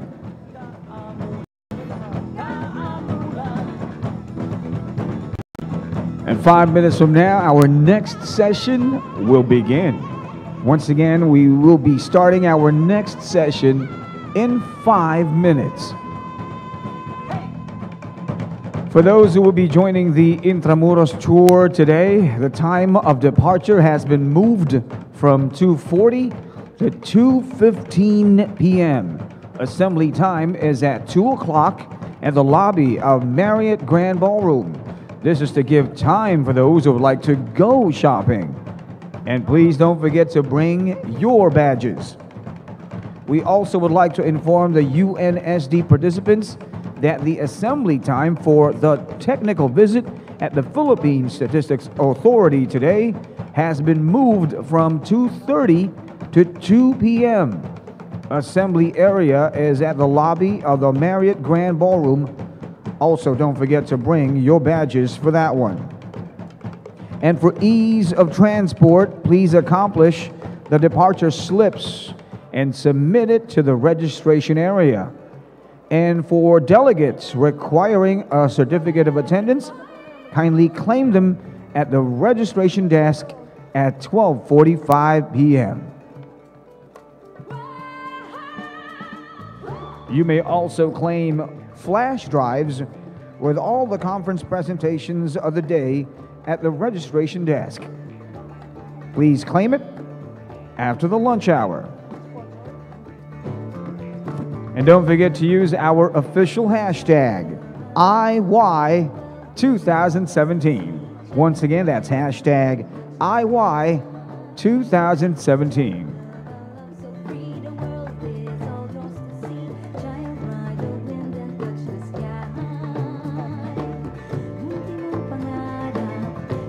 We are requesting our distinguished guests, excellencies, to kindly clear the front of the stage area. We are requesting our special guests, excellencies, ladies and gents, to kindly clear the front of the stage area. Thank you.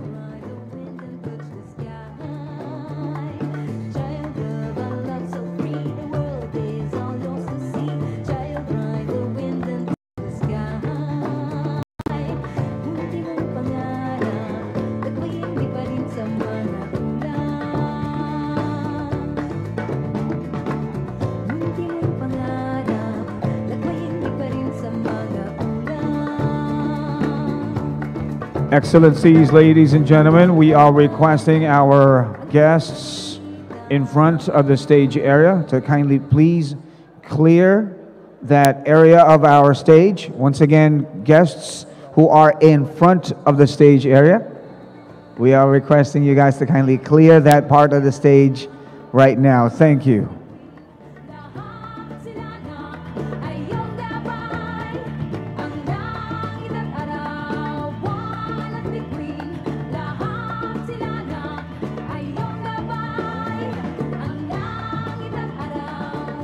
We are requesting our next set of panelists to kindly proceed to the stage area right now. Requesting panelists for the next session, please join us at the stage area right now. Thank you.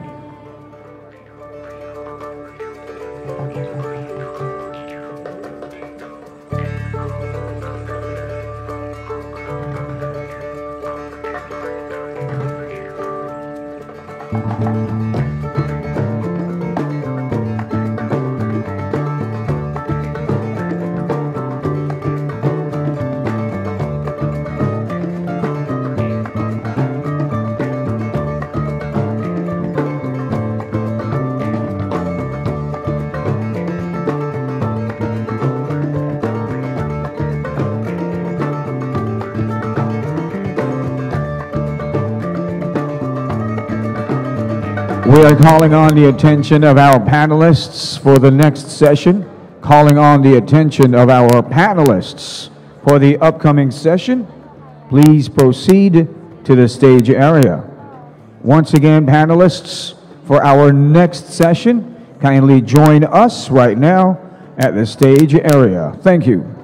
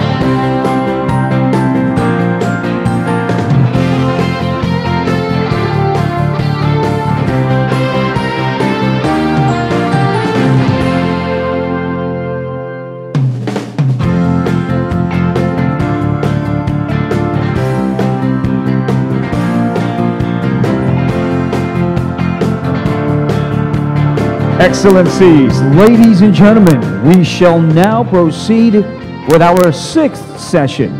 This session is on tourism indicators for monitoring the Sustainable Development Goals. May we now call our moderator, Mr. Sven Kalmans, Head of Section Environmental Economic Accounts and Sustainable Development Indicators, Federal Statistical Office of Germany, to begin our session. Thank you very much for this very kind introduction into this sixth session, Tourism Indicators for Monitoring the SDGs. And session 6 is the last regular session of this conference. And if you keep in mind the pyramid of information, we have on the bottom the statistics, in the middle the accounting, of which you've heard something during the recent days, as I assume.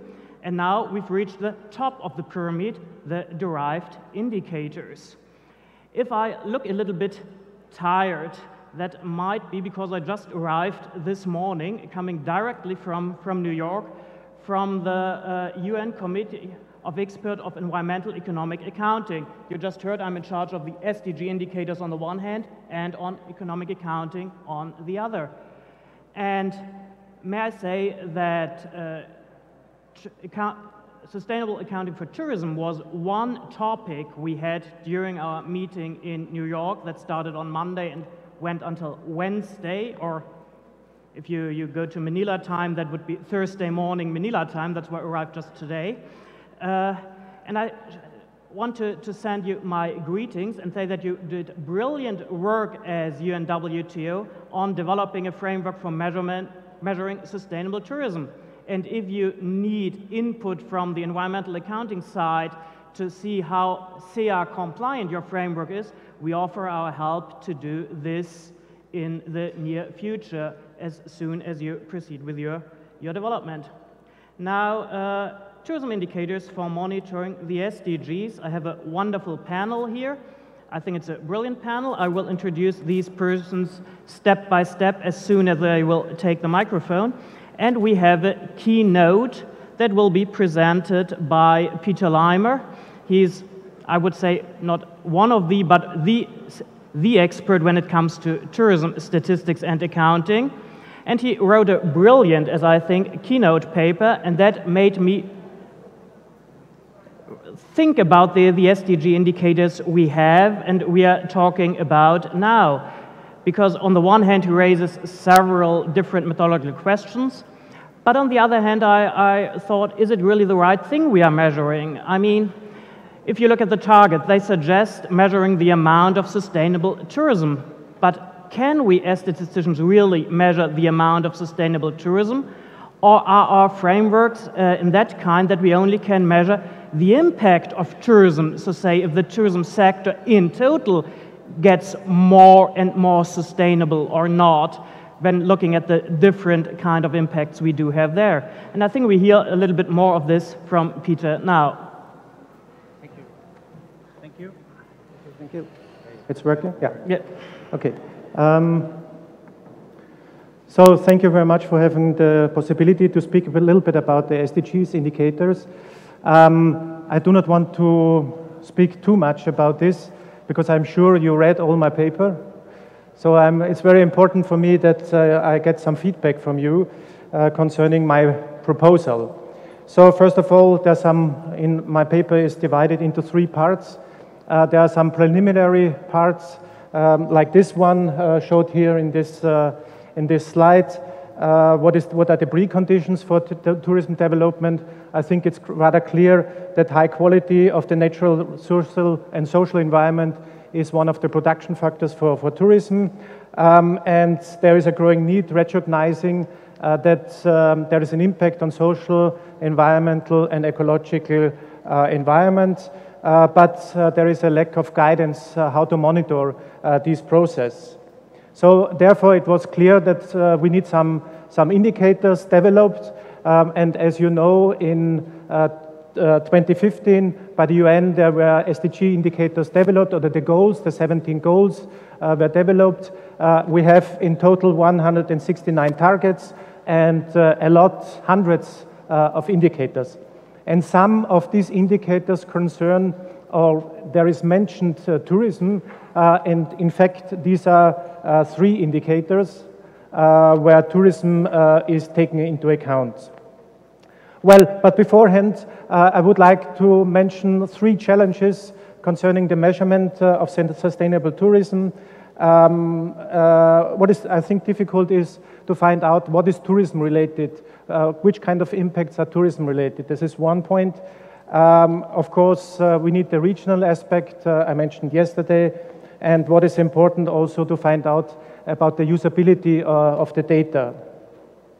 Here in this slide you see the indicators with direct link to tourism, and these are proposed by the interagency expert group.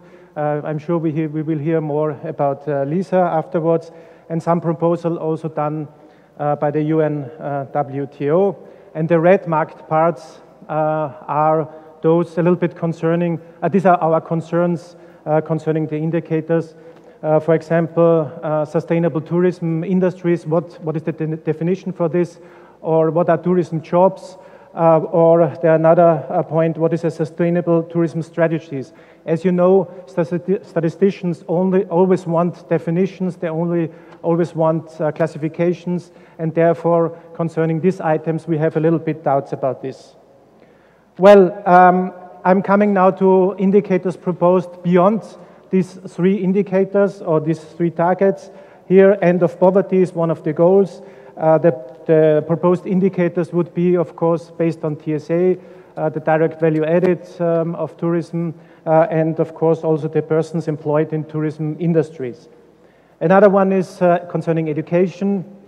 Of course, tourism can improve education, and here are some proposed indicators: change in average skills, for example, of tourism workers, and the proportion of employed persons in tourism industries with school education compared to total population. Another one might be, and I think it's very crucial, this one, is the availability of water. You know, there are 2 aspects. On the one side, tourism can improve the infrastructure for tourism access, but on the other side, and I mentioned it also yesterday already, tourism and tourists, they cause a tremendous use of water, and don't forget it's also used by local people, it's also used by agriculture, to grow up the crops.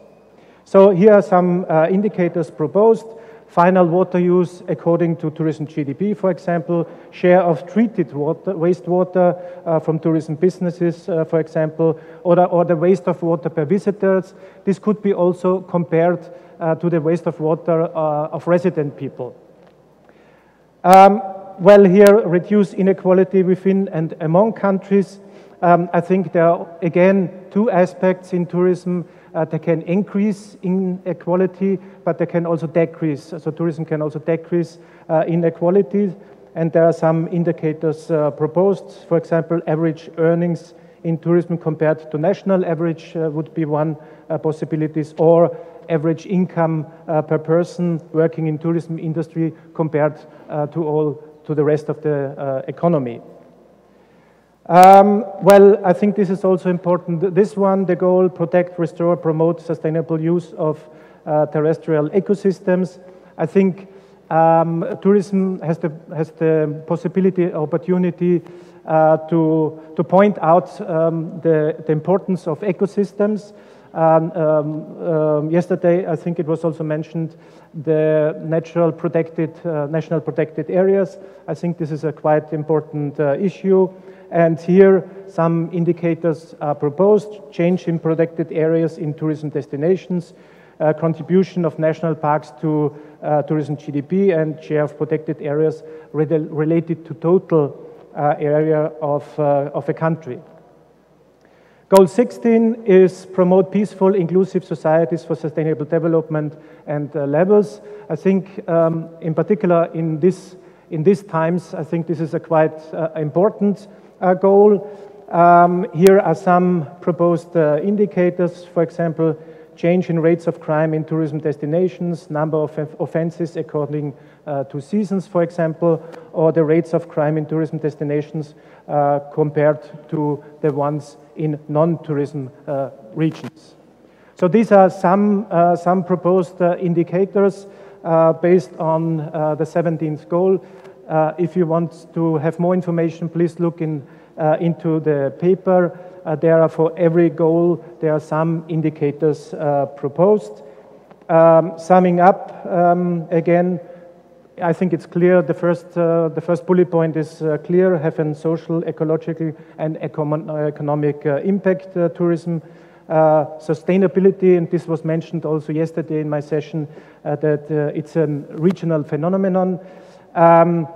What is also important, I think, sustainability cannot be measured by only one indicator. I know from the first day here on Wednesday, there was the wish to have one simple indicators which would be useful for the tourism policy and for the decision makers. But we have to be realistic. This is not really possible. We do our best, I have to say. Well, what is also important, it was also mentioned, we have to cooperate with different people, institutions, governmental, non-governmental organizations, even within statistics. Within TSA, we have close cooperation with the National Account Department, but now we have to extend this, of course, deeply to the environmental section. For example, in my case, in Statistics Austria, in my directorate, we have the environmental section, so it's easy to contact them. I think cooperation is very important. Data compilation is done in a consistent way. Well, that's one of the major rules we have in statistics in general. And building on indicators beyond, I think still a lot of work has to be done in this field. Okay, so thank you very much for your attention. Thank you, Peter, for giving us this short outline of your paper. And I see that I have 4 panelists who are greedy in reacting on your short presentation. And the first one will be Lisa Bersales. It's the woman right to your left. And Lisa is wearing 3 hats today. I mean, on the one hand, she's from the Philippines, so she's our host today. And we'd like to thank her for this very nice conference. The second hat she's wearing is that she achieves the decision of the Philippines. So she will probably tell us something about their experience with measuring tourism and how to use data from tourism to derive indicators.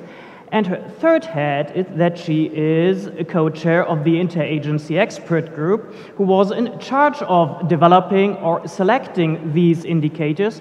And I hope that she will tell us a little bit more about the process, how it went, why we see these indicators here, and which opportunities we have to adjust them in future to make them probably more relevant as they currently are. Please, Lisa. Thank you very much, Sven, and thank you very much, Peter, for your suggestions.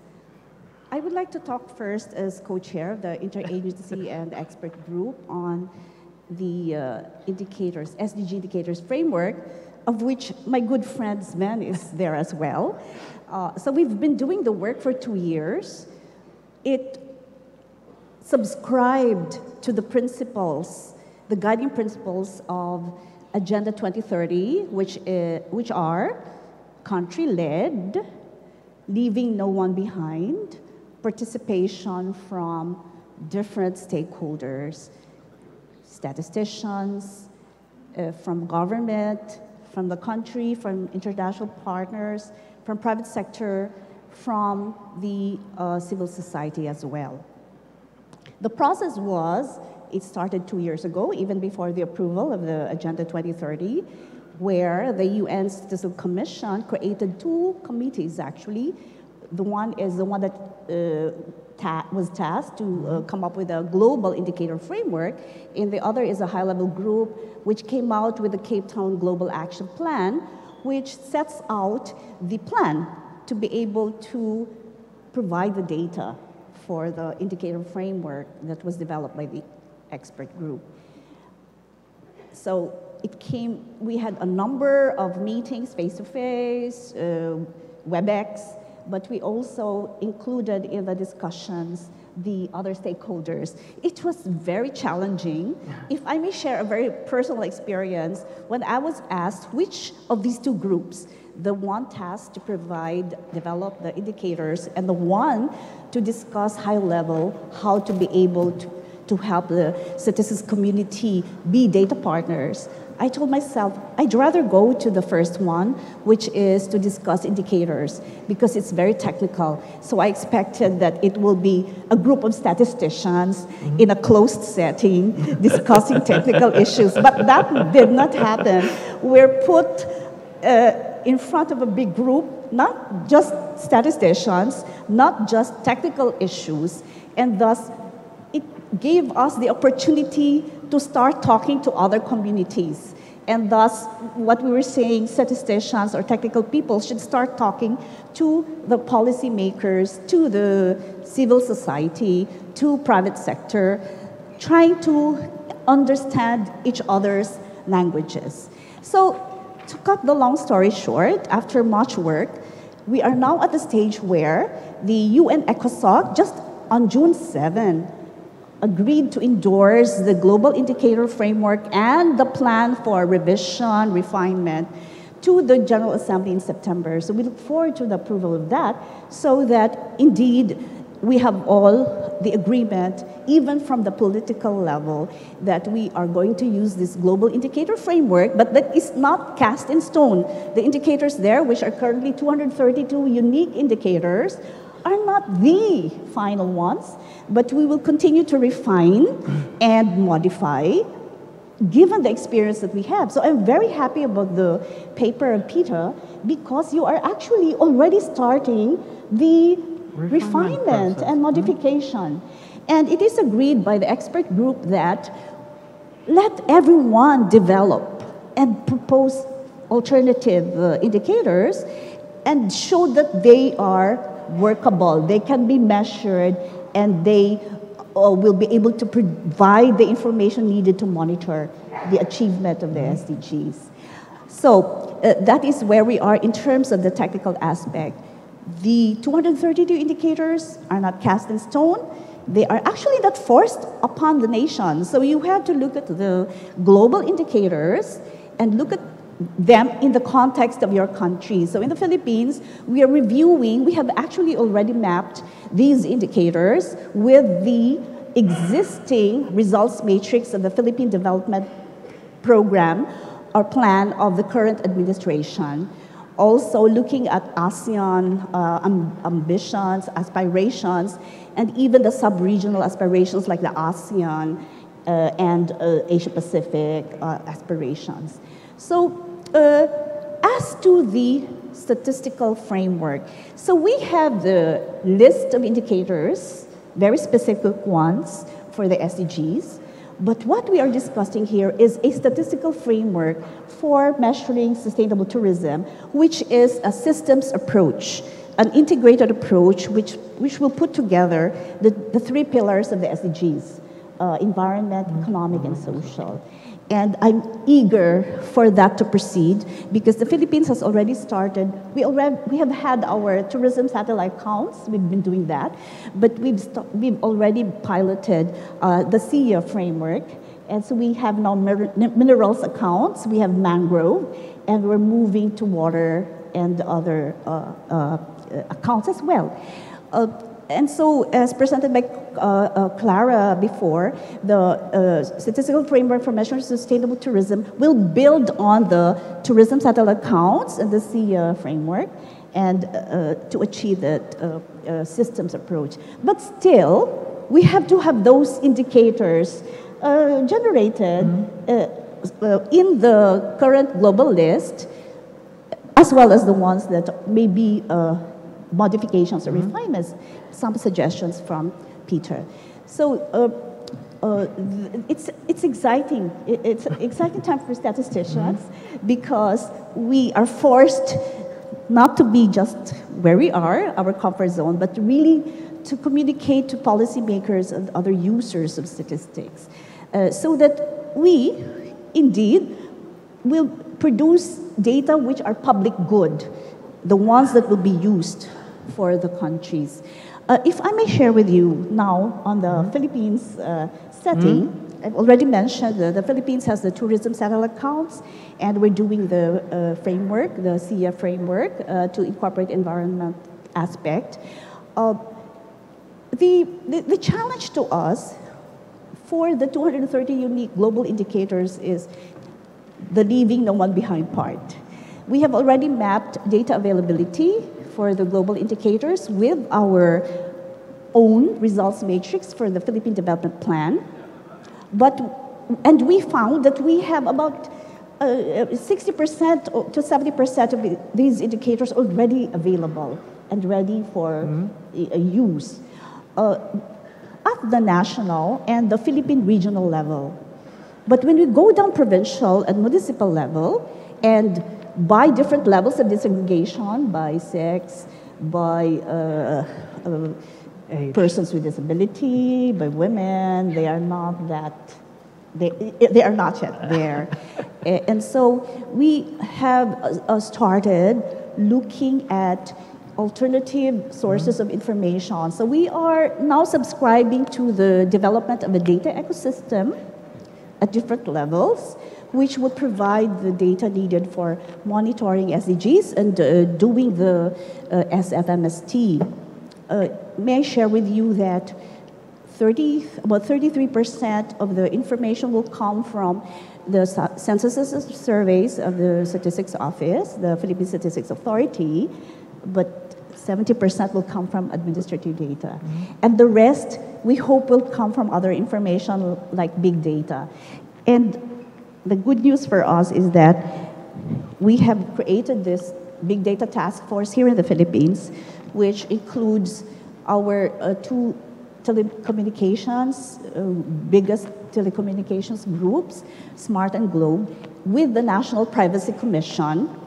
And our two telecommunications groups have committed to providing 6 to 10 indicators for monitoring tourism for free. I think I would like to underline for free. So we are subscribing to the model wherein we will not get data from them because of confidentiality and privacy. Instead, we will tell them, please generate for us this indicator, and they will do so. And it can be down to provincial and municipal level. So we are actually doing some pilots at the provincial level for developing this data ecosystem wherein we can provide data from our censuses, administrative, and then other data in Palawan, one of our famous tourist destinations. So we hope to be able to showcase soon whatever we have. And what are we trying to grab as opportunities here? This conference, may I say, is an opportunity for the Philippines because the enthusiasm it has been generated.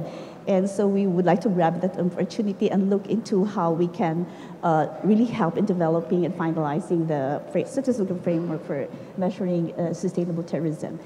And may I say this now back to my hat as expert group co-chair. When the expert group assigned certain indicators, global indicators, to what we call custodian agencies, among them is, of course, the WTO for the tourism indicators, we said that we will leave it up to the custodian agency how fast they will develop the indicators we referred to as Tier 3, the ones without any methodology nor data yet.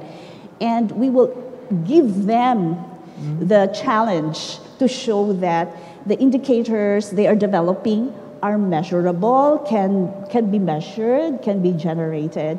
And so, as far as I know, the WTO is among the first, is the first international agency that has this conference which focuses on tourism statistics, specifically sustainable tourism, and I feel that therefore this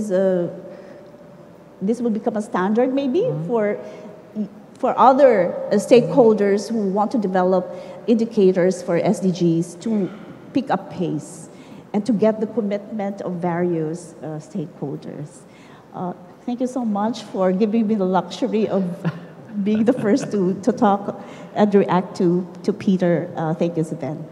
Thank you, Lisa. Thank you very much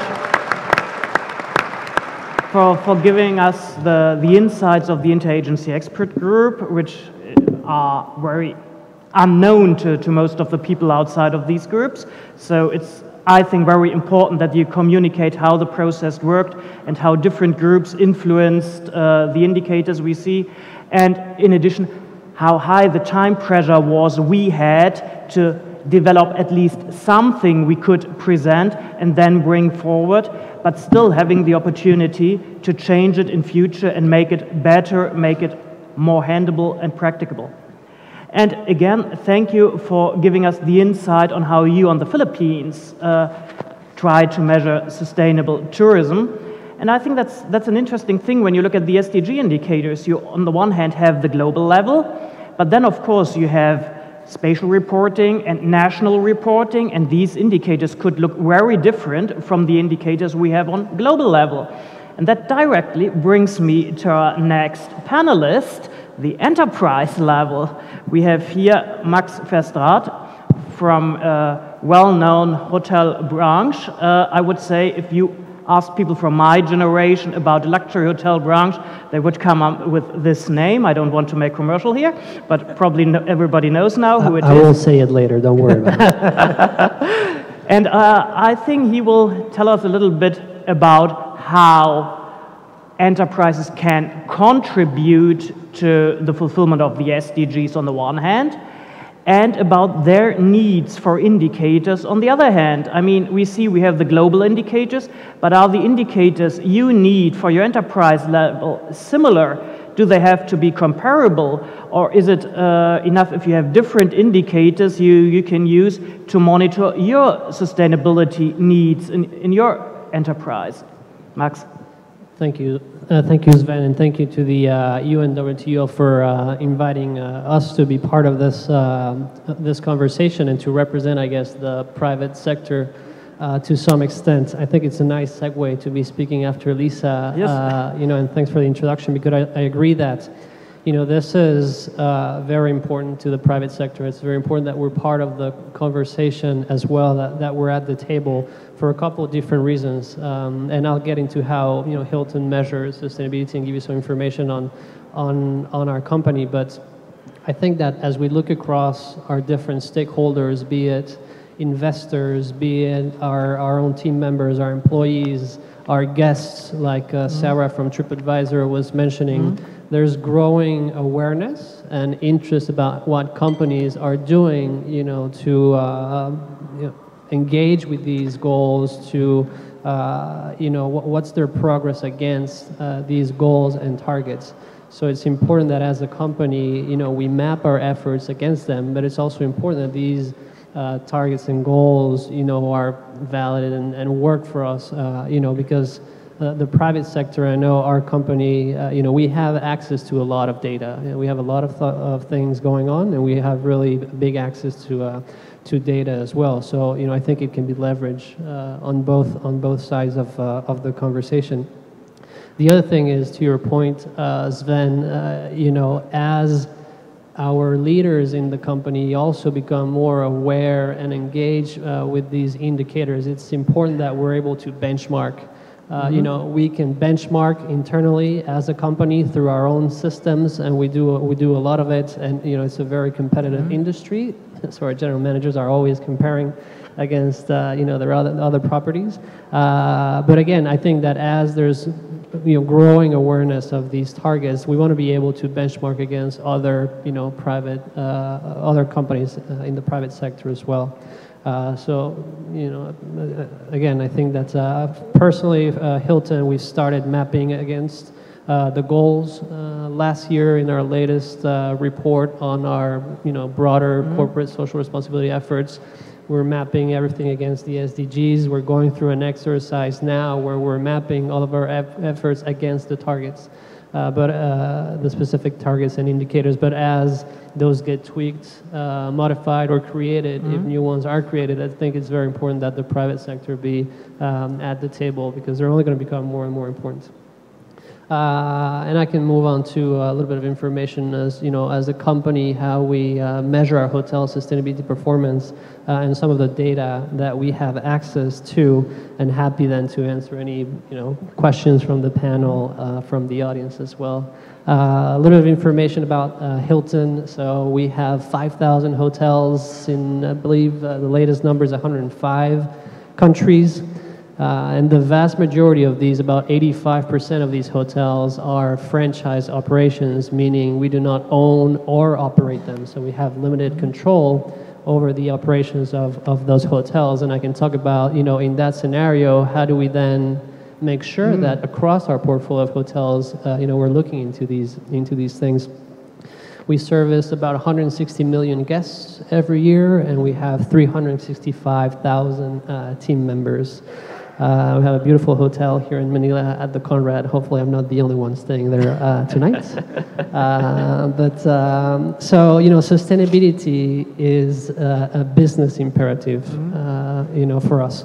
And it's been for many years. I think that for the reasons I mentioned earlier, again, it's more and more important across, our scope of stakeholders, whether it's our, consumers, investors, our team members, our employees. Those people want to, select a product, invest in a product, or select an employee who is doing the right things in these areas.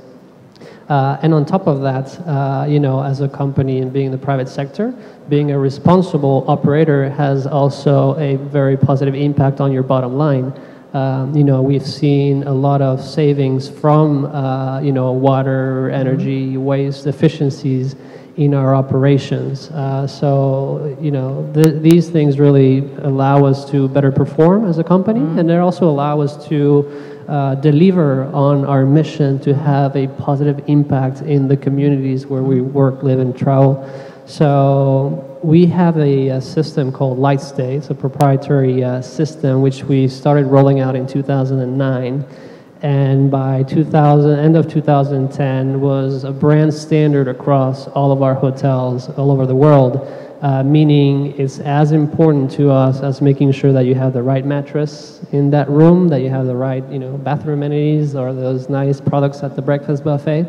So every single hotel is required and has been required now for many years to measure their energy consumption and their water consumption.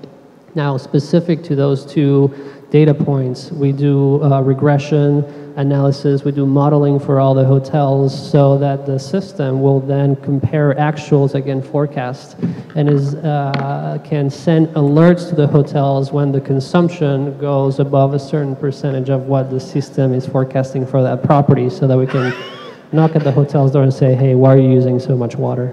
And we look at variables such as weather and occupancy. The system connects to over 5,000 weather stations around the world.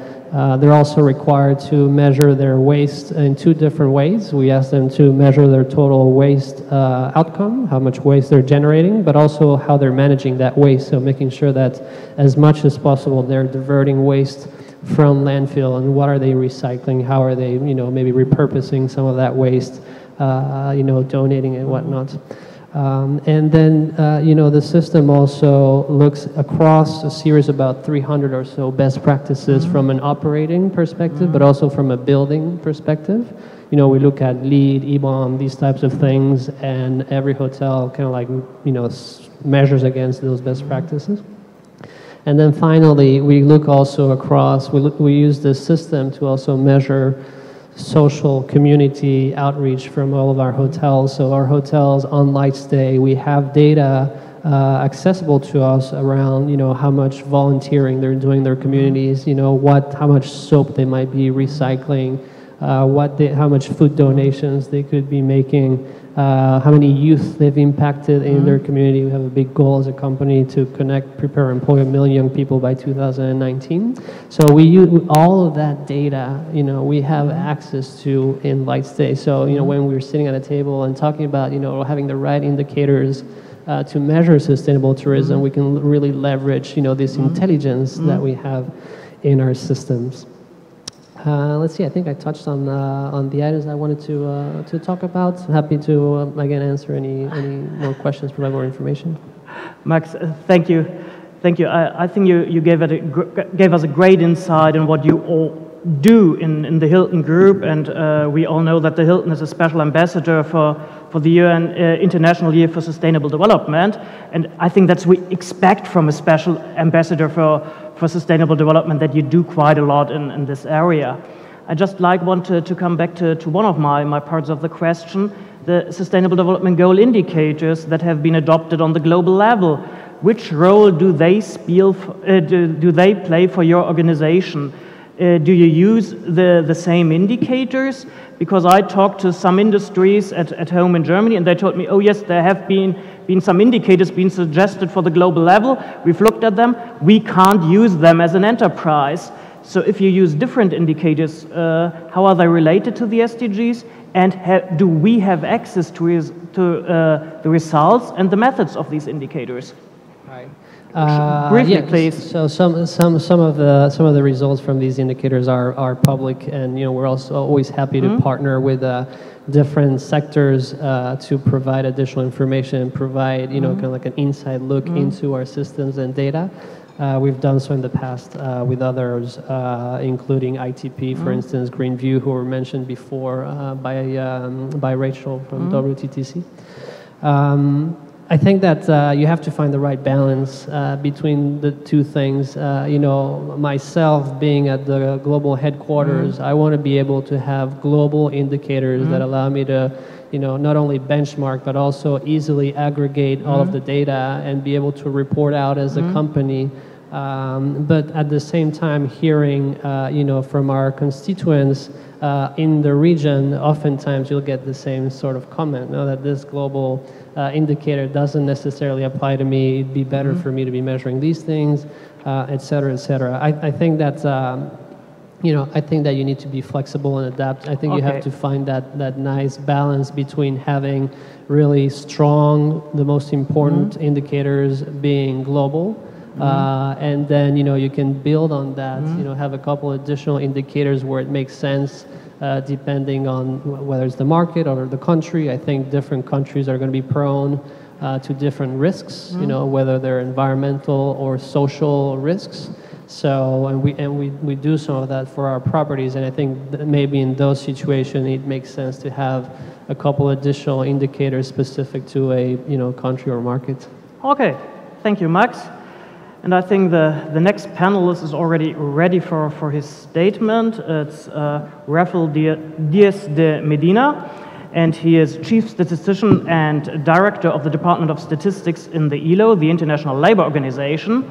And I talked to him before this panel, and I know that he has some remarks to Peter's paper, of course, and of course that he has a special interest in one of the SDG indicators because it's related to employment, and that's the indicator 8.9.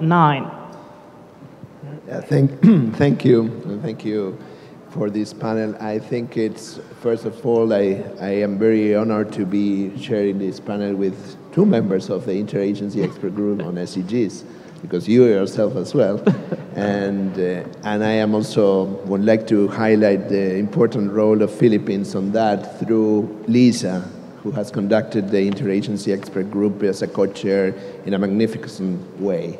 And we really, the country should be proud of her because she has been leading all us as an international community towards this international framework that she has mentioned about, it's about to be endorsed by not but a minor thing, but the UN General Assembly, which is, I think, one of the first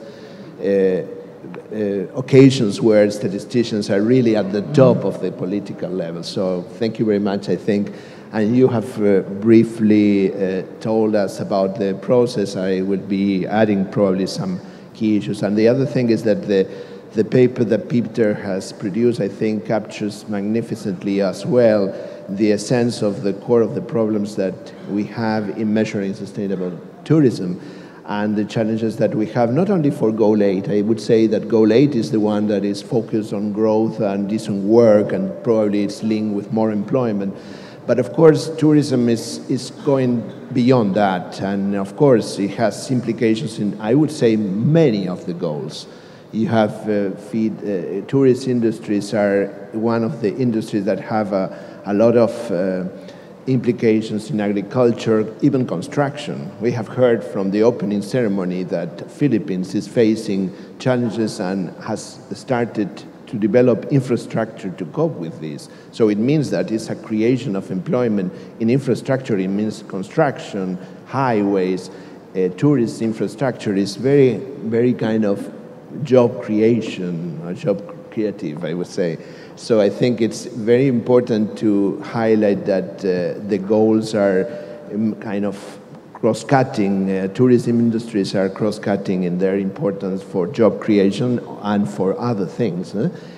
Goal 10, Goal 1 for poverty alleviation, the caring for indigenous, for instance, for crafts, for manufacturing, for hotels and catering, and not only for the direct creation of employment, but also the spillovers that has in the whole economy and on the social ground. So I think, of course, we as ILO, we are very focused on that. We are very keen on establishing partnership for measuring better the different implications of employment and all the dimensions, not only the creation of employment itself, but also what type of employment we are creating, what is the implication for poverty alleviation, what are the implications for gender, what is the implication for youth, the different aspects of tourism itself. You know, the ILO is tripartite, so it means that we have the workers and the employers associations in our own constituency from, I would say, most of the countries in the world.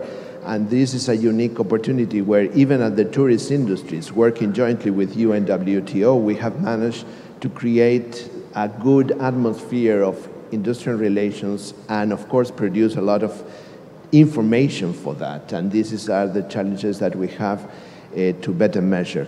Of course, the paper from Peter raised a lot of questions and even some issues in terms of measuring concrete indicators that had this interagency expert group driven by the member states and where the international system has contributed, even civil society, as very well as Lisa has very well told us. But I think it's, of course, the challenges are there for the short term, probably, and the long term. For the short term, it's a concrete step. We need a global reporting system, and the global reporting system will be approved in September. And for this, the reporting will go on, and we will need to find the workarounds to see if now we don't have the concrete framework. But it's very explicit from this conference. We are going to have very soon a very interesting framework for measurement sustainable tourism. So probably one of the weak points that we have now, because the indicator that it has been selected for jobs creations in the tourist industries is mainly on sustainable tourism, and of course there are problems on how to define sustainable tourism and also jobs in sustainable jobs. So we have a lot of problems in numerators and denominator of the indicators.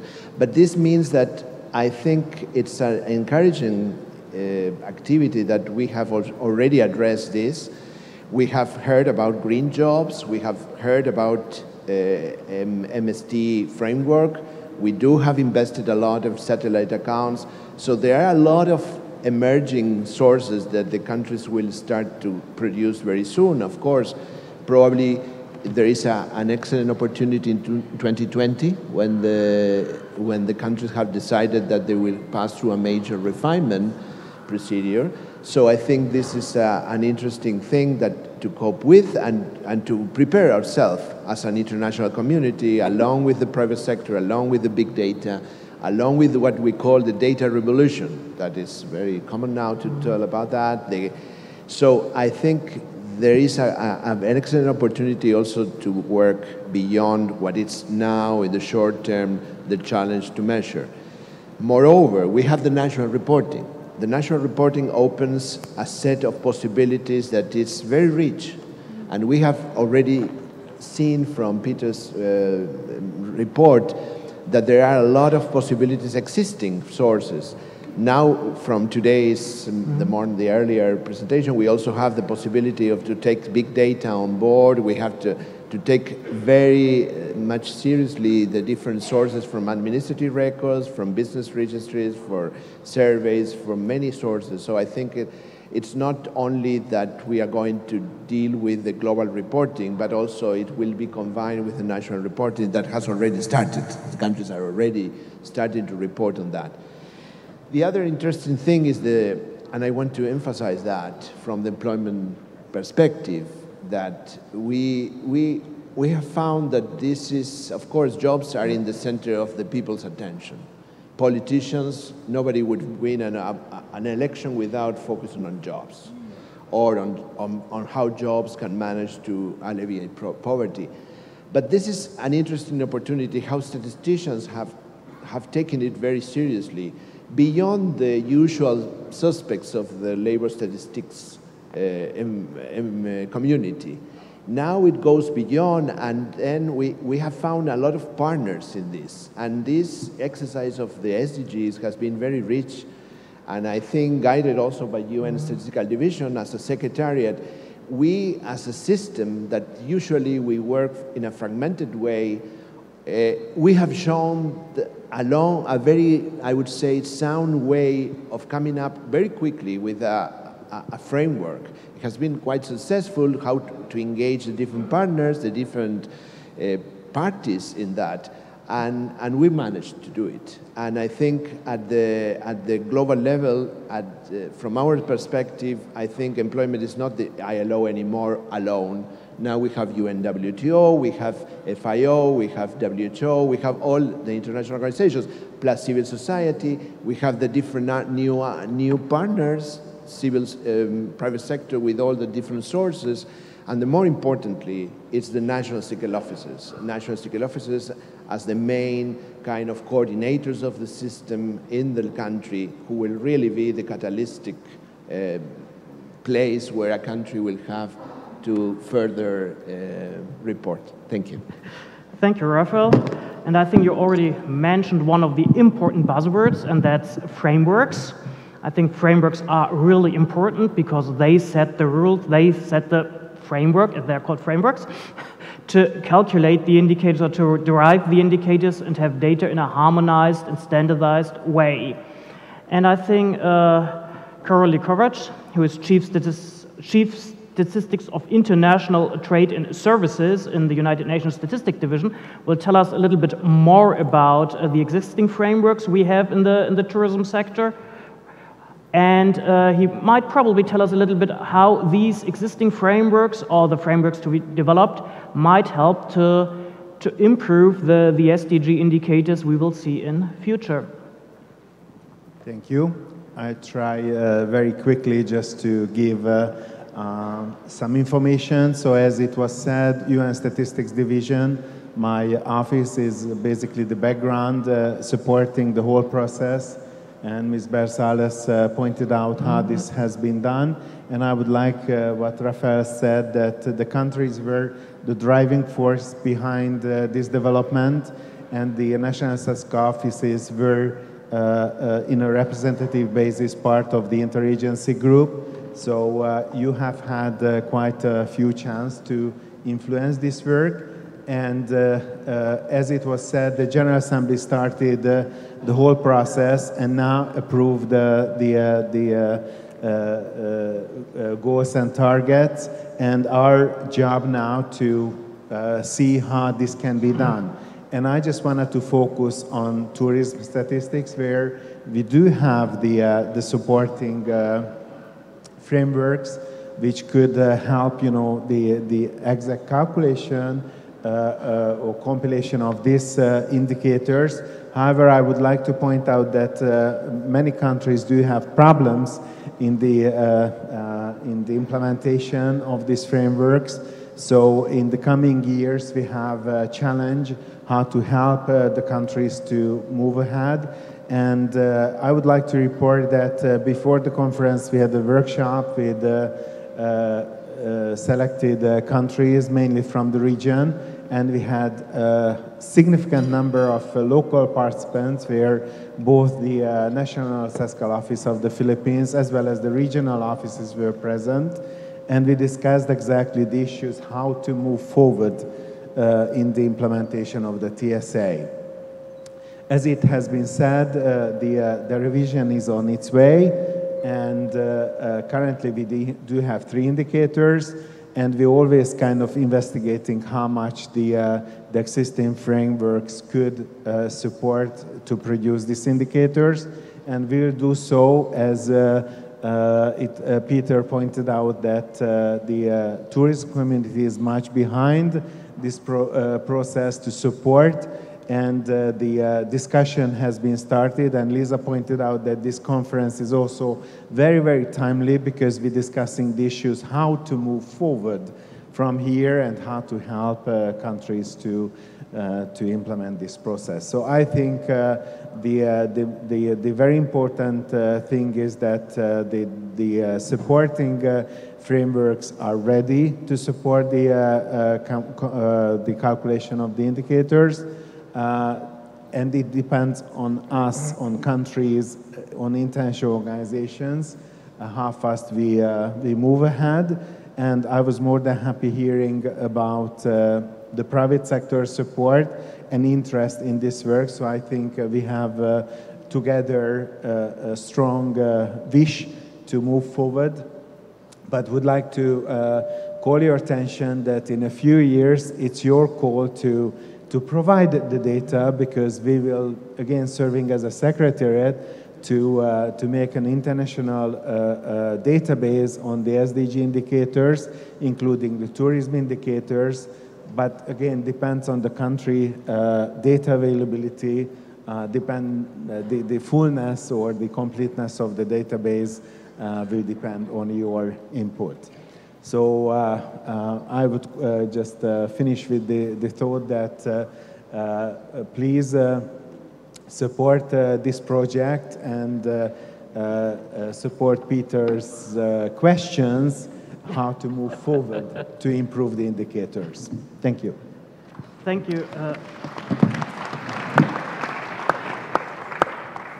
Thank you, Karoli. And I think we still have some minutes to pick 1, 2, 3 selected questions from the audience, but I like to remind you that these questions should be related to Peter's document or to other things that just have been said here from the panel.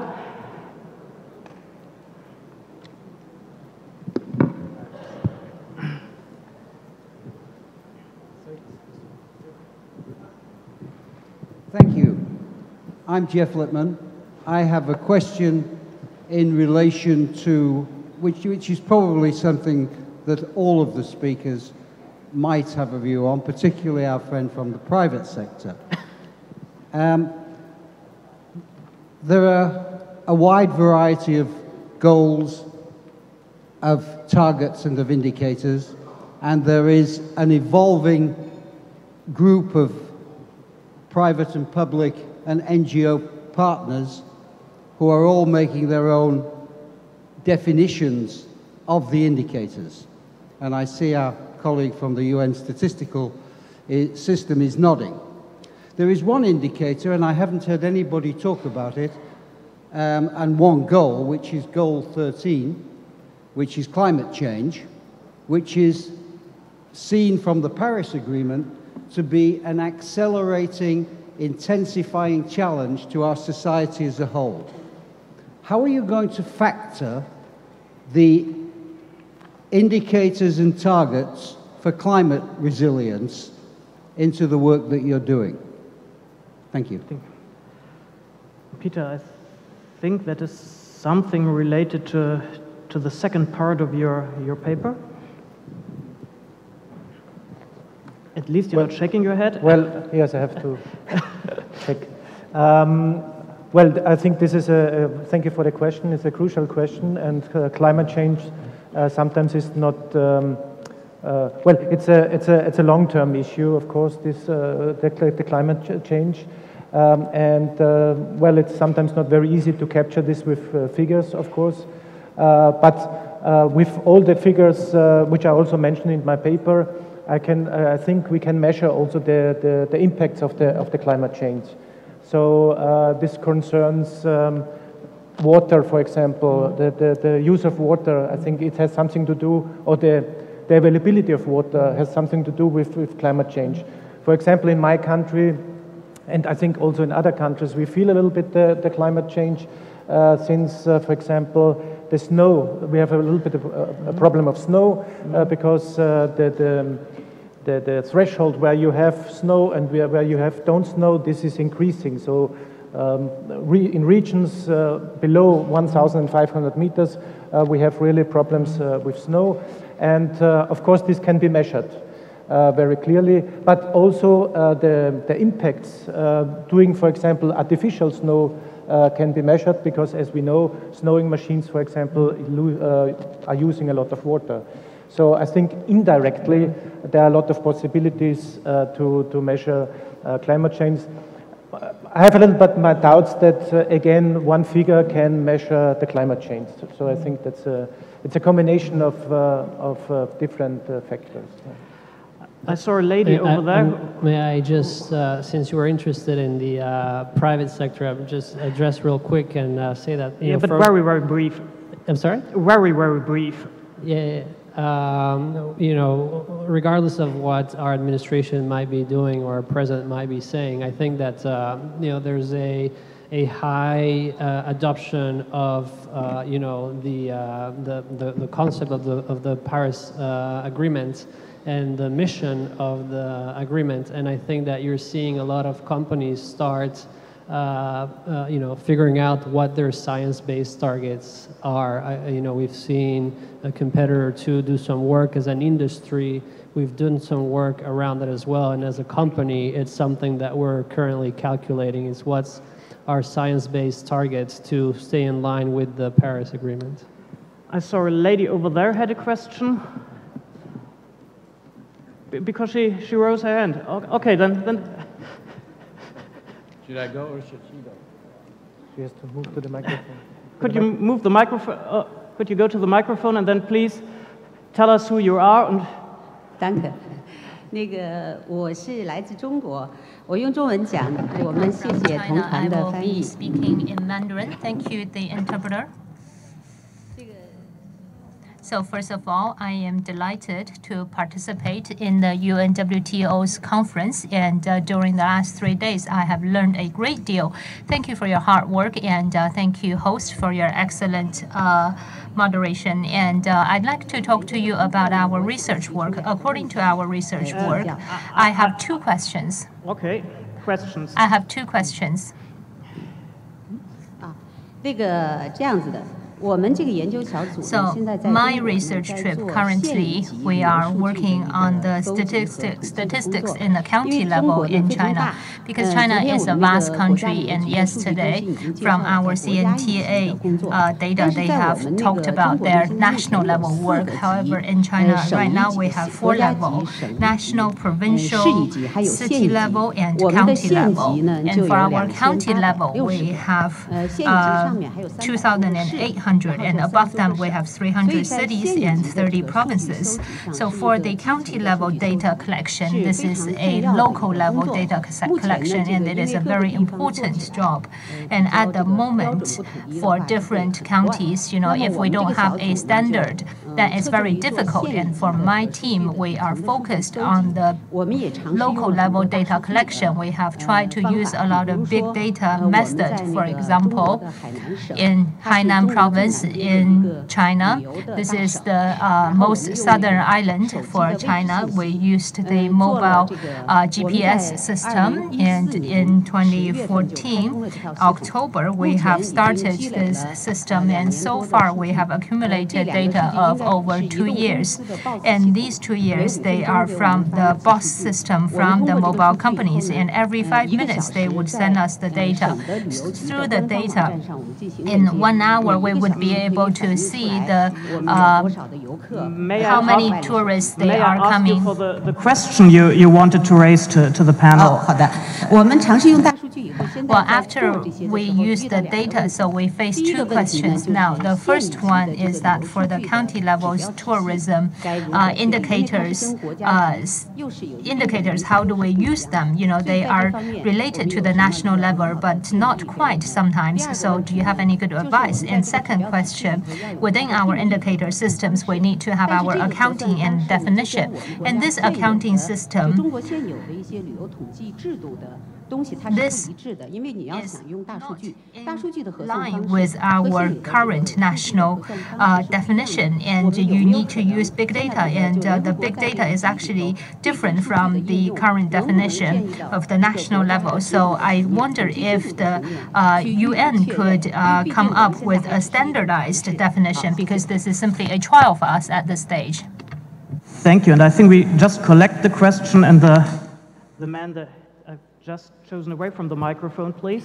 Very brief. I will.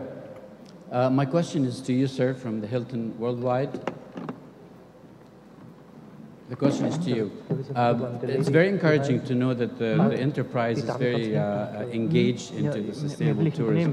My very specific question to you is, what, in your opinion, you think is the most appropriate and easy to understand indicator that will engage your customer, not your enterprise? You're doing your right work by data collection and regression analysis and the likes. How do you integrate and how do you encourage the customer that stays in your room to do their job? That's a good question, and it's one that you know, I think that we haven't really figured out as an industry, to be honest. You know, I think that we do a couple of things we don't do really well. Is number one, share our efforts with our guests. You know, I think that you know, our guests are not necessarily aware of all the great things that a specific hotel where they're staying might be doing. And the other one is, how do we engage the guest in that journey? And that's a tough one, because oftentimes when people are traveling, they want to indulge, right? You know, we see it in our operations. You might be on a diet, but it's easy when you're in the comfort of your hotel room to order that burger right in the room service, or to bypass going to the fitness center. You know, we have a few programs in place. The one that comes to mind is specifically around meetings and events, and that's where we see the highest ask is you know, for people to integrate sustainability or other measures into their meetings. Whether it's you know, in the type of meeting rooms that they select, making sure that there's natural light, whether it's in the food and beverage that's offered throughout the meeting, making sure that it's locally sourced, that it's seasonal, you know, things like that. It's also integrating, you know, wellness programs into meetings and events. But you know, to be honest, I don't think that as an industry we've really figured out yet how to, you know, best engage the guests in our journey, you know, outside of meetings. Yeah, we're trying things and piloting things. I know some companies, and it was mentioned in one of the quotes in the TripAdvisor presentation. I know some companies allow you to bypass housekeeping, and you get, you know, points in return. You know, we're looking into different ways to do that. Thank you for this very detailed answer. I just want to ask Karoli if he wants to give one or two sentences to the lady from China about the role of the United Nations in coordinating the systems.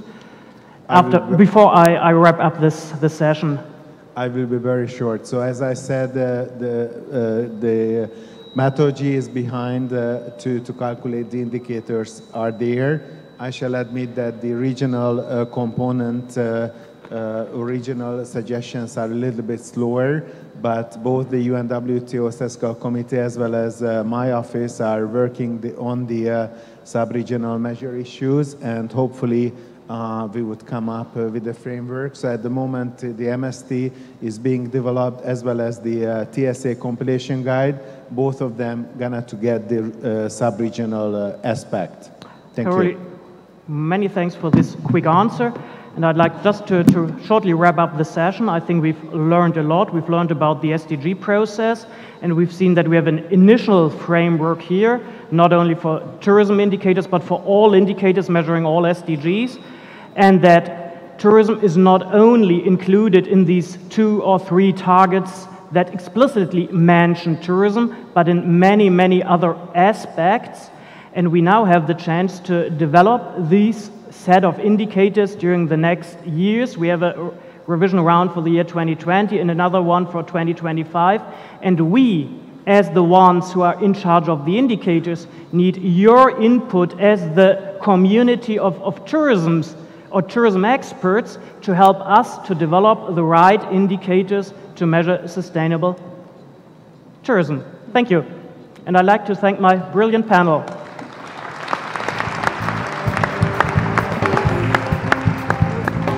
Thank you so much to our moderator and for those very insightful presentations. We now make way for our closing ceremonies in 5 minutes.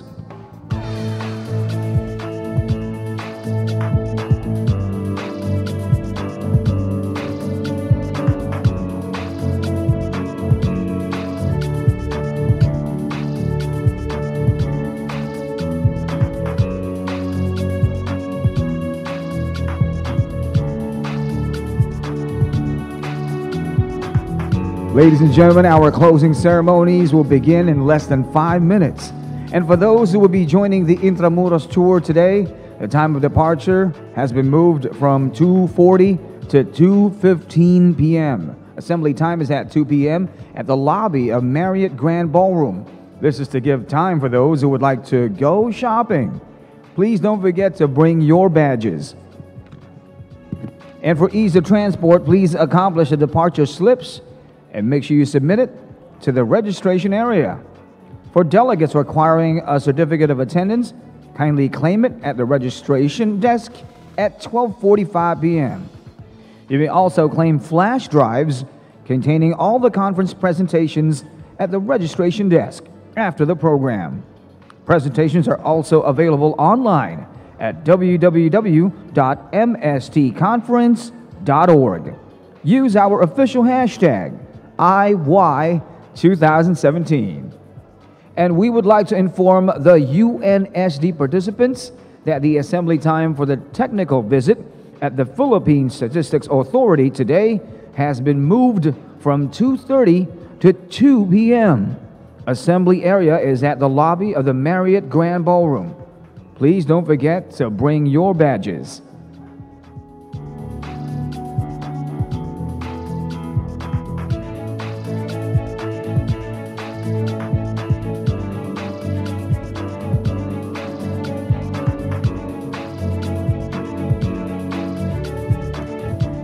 We are requesting our panelists for our closing ceremonies to please proceed to the stage area.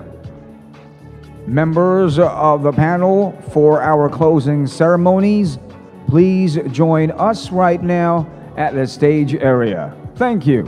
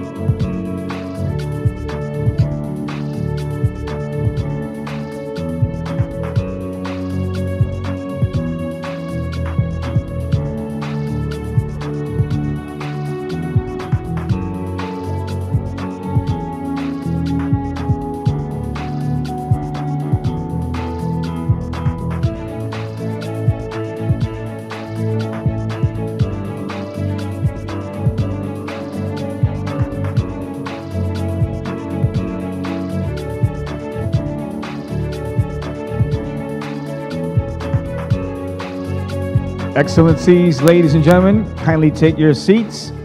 Our closing ceremonies will begin in just a very short while.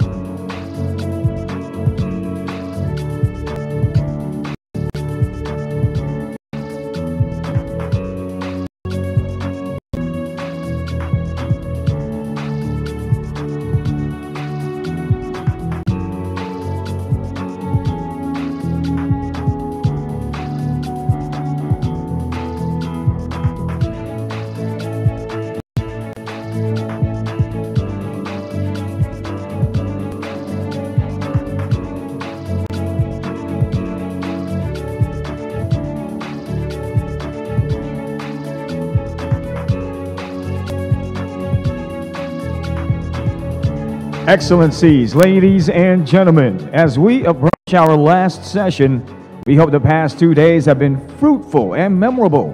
Now, for our closing ceremony, may we invite our rapporteur, Mr. Tadayuki Hara, Associate Professor at the University of Central Florida, to present us the conference highlights.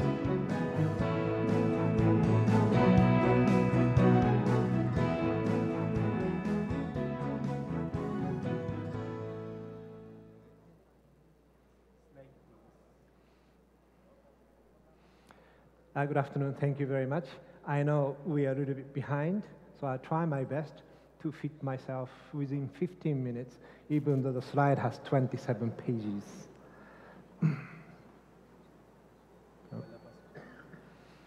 Okay, opening ceremony.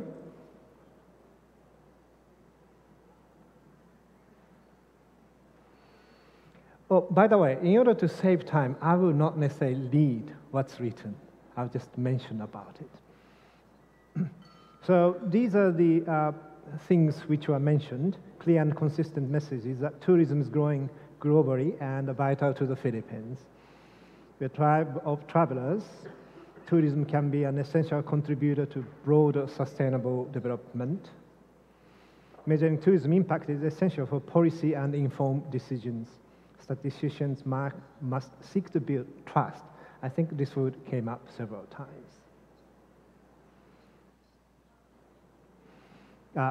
Second one was the ministerial roundtable.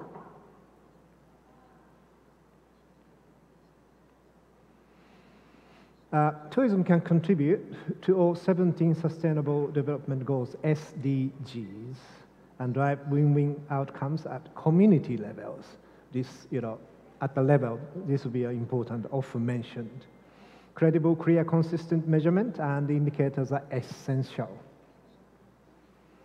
A common language must underpin, I guess I can walk around. A common language must underpin joint progress between statisticians and policymakers. Working toward MST is necessary. Strong support from ministers for the development of MST is very important because several times it was mentioned, inter-institutional collaboration is important, but usually you need a certain kind of leadership from the higher authorities. Okay, Chief Statisticians Roundtable.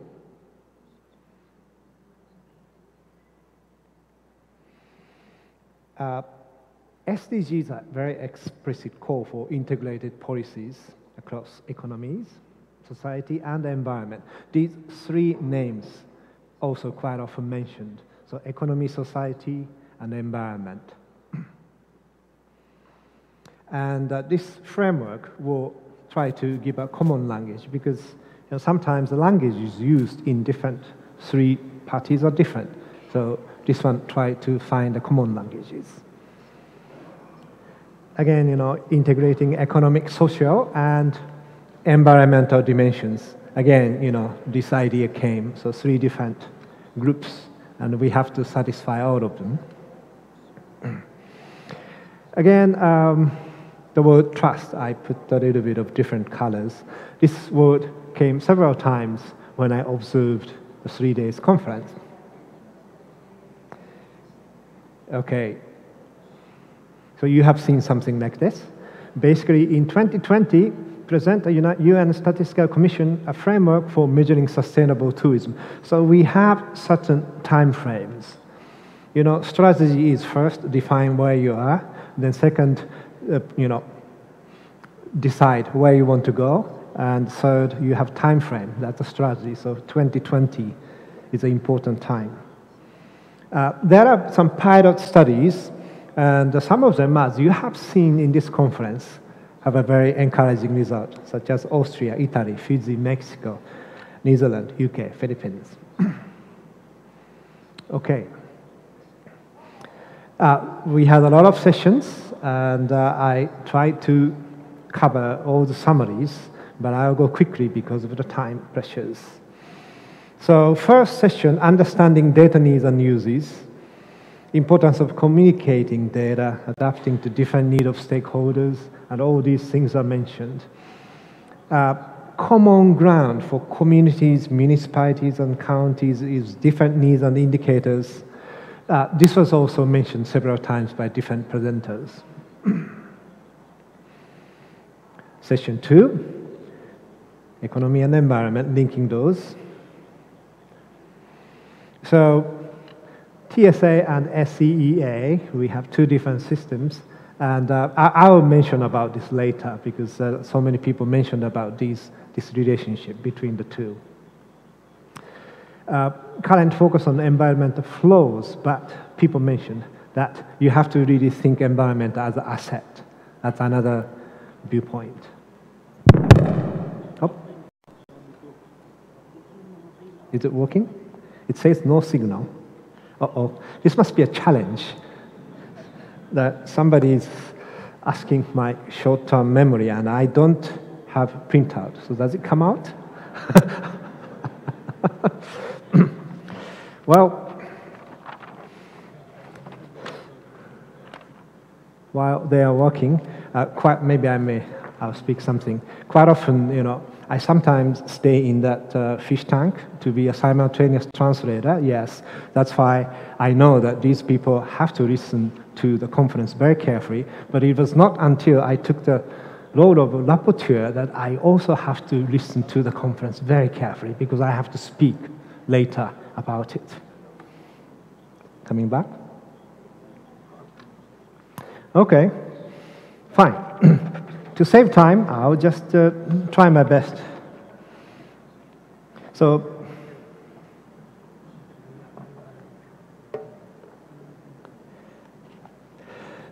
basically, session 2, we talked about the importance of linking TSA and SCEA. And this was mentioned later because, a little bit technical, but the TSA is a demand, driven, whereas SCEA is more of a production side approach. It's a little bit different approach. But when you really try to identify the tourism share of, certain production output, you need indicators such as tourism ratios, which is used in the TSA. So those are the things we talked. Okay, thank you. Also, we're coming back. Excellent. Yeah, very good. Okay, next one. Next one. Yep, that's good. Yeah, go ahead. Push. Oh, it doesn't go any further? Okay, fine. Third session, employment, a key aspect of social dimension of sustainable tourism. ILO was taking a leadership in this. And of course, labor or employment-related data are very important in the regional levels, and quite often this is a very important indicators for policymakers, whereas many other stakeholders are more interested in economic activities, but I know employment is very important. Oh, coming back, excellent. Okay, so the session 3 was that one, yes. That was a nice photo, isn't it? So there was a, central paper mentioned about green jobs, and then there were several discussions. It's only a summary, different people, China, Costa Rica, Wales, Belgium, and the Eurostat. Because of the time, I will not read it. Okay. Now, the fourth session, sub-national measurement in the Philippines.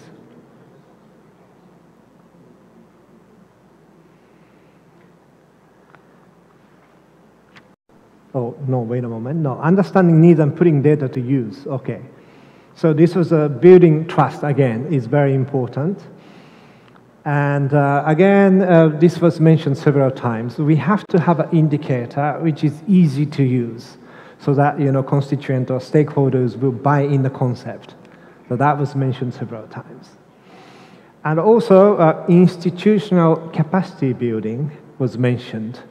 Quite often, central authority have a very good idea, but if you want to implement that in the regional or local levels, you really need to invest into development of human resources. So that's mentioned here. Okay, and linking economic and environmental measurement. Oh, sorry. Okay, we talked about that. Next one. Employment, okay, we talked about that. Okay, back to subnational measurement in the Philippines. So there were several presentations, and these are some of the highlights mentioned in those presentations. That one is followed by subnational measurement in the world. So there are several cases of the world. And there were certain issues. For example, seasonal population changes, what to do with that.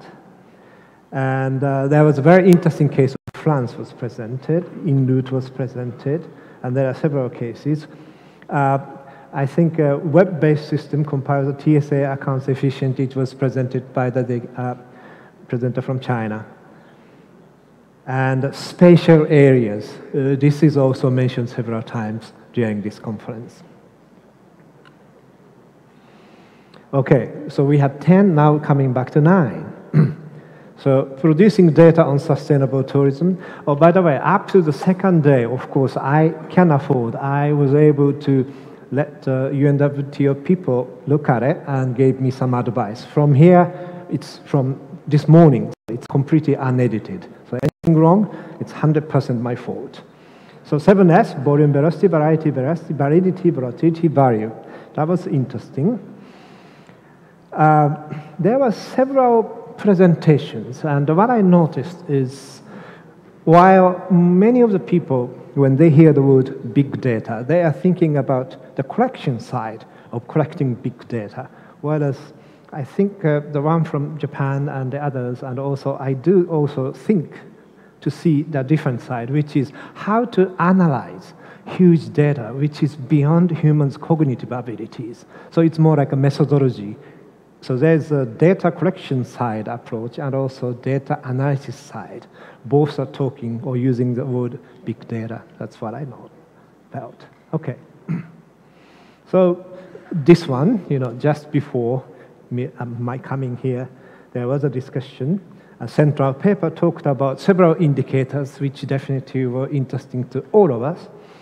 And there were some discussions, Philippines, Hilton, ILO, UN Statistical Division.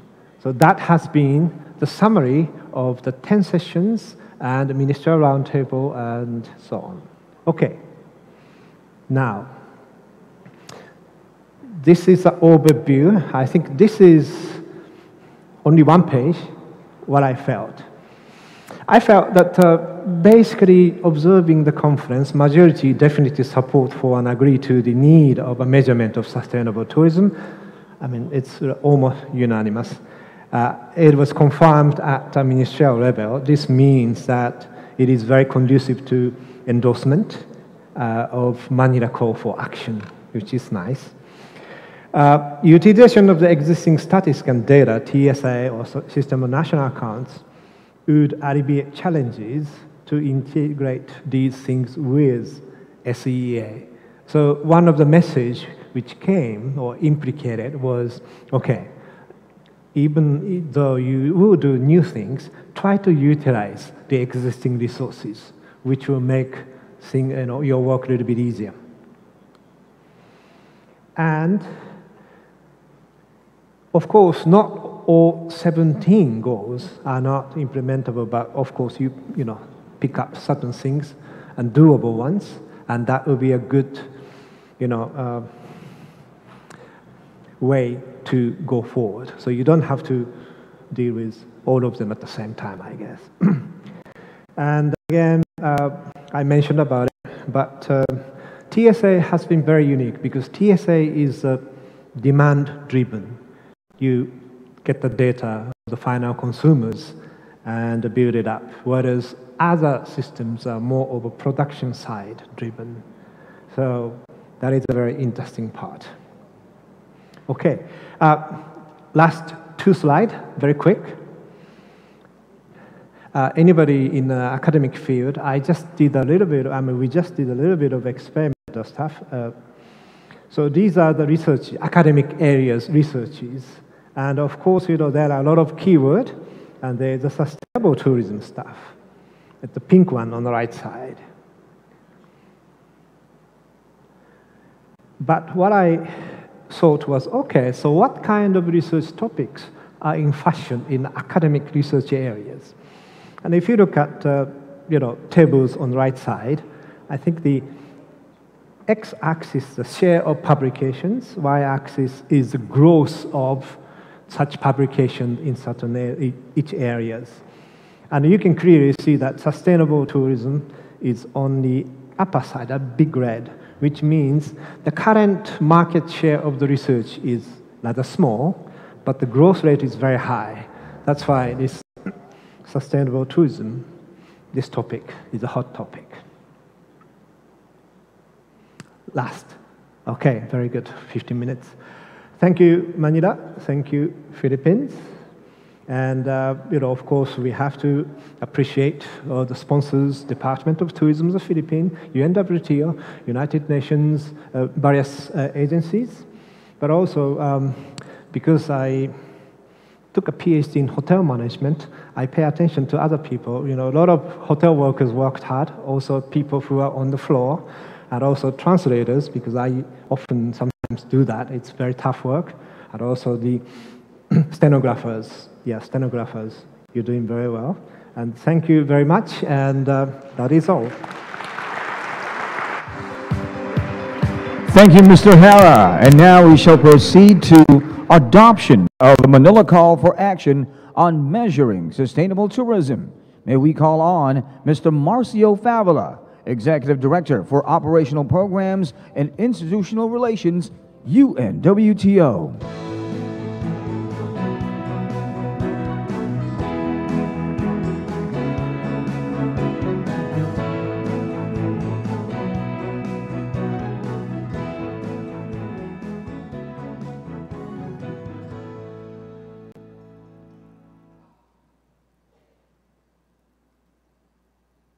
Good morning.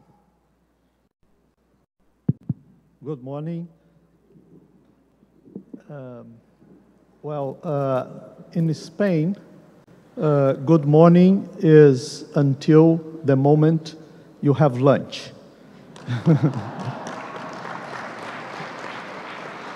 I know that here in the Philippines and also in my home country, good morning is until 12 o'clock. But in Spain, it's not a time, it's an ocean. So, dear friends, allow me to start by expressing my deepest appreciation to the government of the Philippines for hosting with such grandeur, graciousness, and generosity, once again, a milestone event for us at UNWTO and for the whole international tourism community, the 6th International Conference on Tourism Statistics, Measuring Sustainable Tourism. Back in 1980, Manila hosted the World Tourism Conference, which adopted the landmark Manila Declaration on World Tourism, a declaration that took into account with remarkable foresight almost all aspects of what was then a barely visible phenomenon, that of tourism, and laid the grounds for a better understanding of our sector and inspired and guided policy design and implementation for the following many years.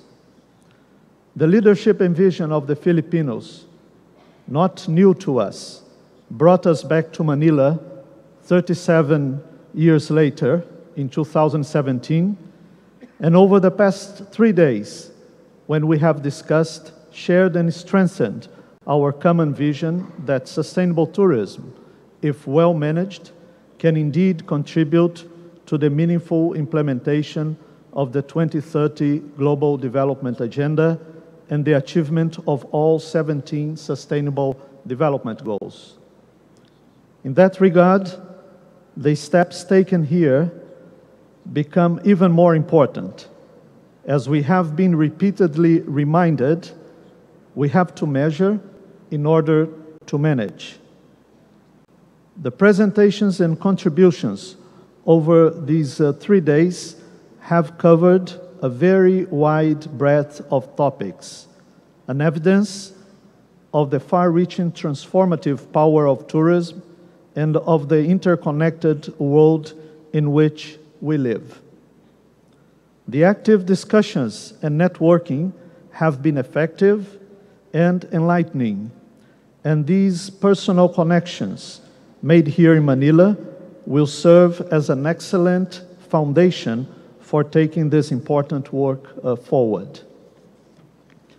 Dear friends, in 2017, we celebrate the International Year of Sustainable Tourism for Development, as adopted by the United Nations General Assembly. The International Year 2017 aims to build capacity, raise awareness, foster knowledge, and enhance effectiveness of tourism's role in 5 critical areas of sustainable development. 1, inclusive and sustainable economic growth. 2, social inclusiveness, employment and poverty reduction.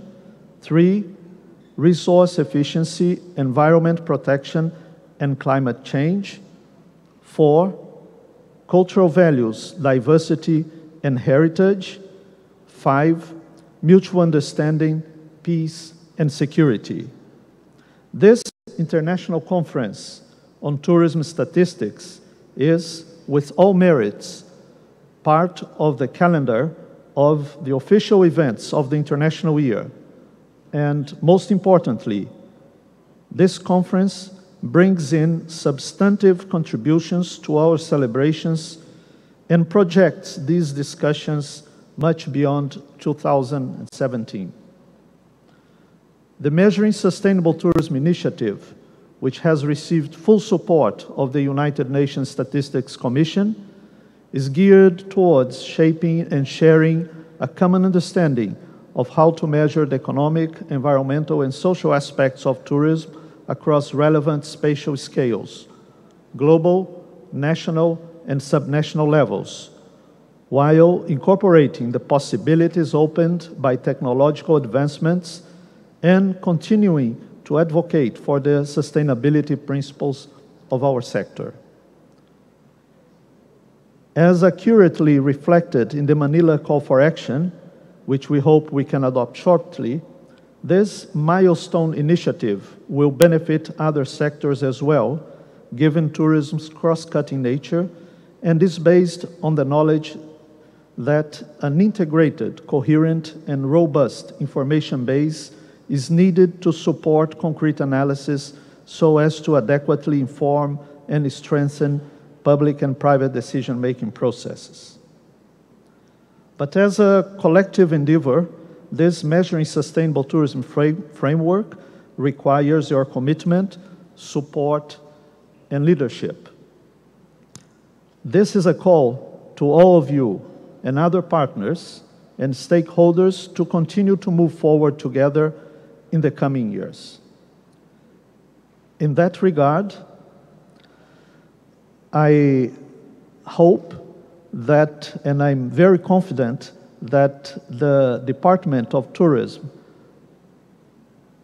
and the Philippine Statistics Authority can carry out a pilot implementation of the Measuring Sustainable Tourism framework. And I anticipate my gratefulness and thankfulness to the two representatives here, Ms. Lisa Bersales and Mr. Benito Benson. Thank you very much. Thank you very much for that.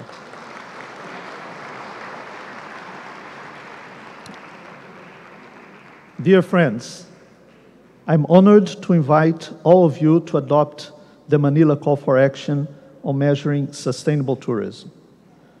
This most important document is not legally binding, but the collective vision, strength, and commitment that we need to move forward is there.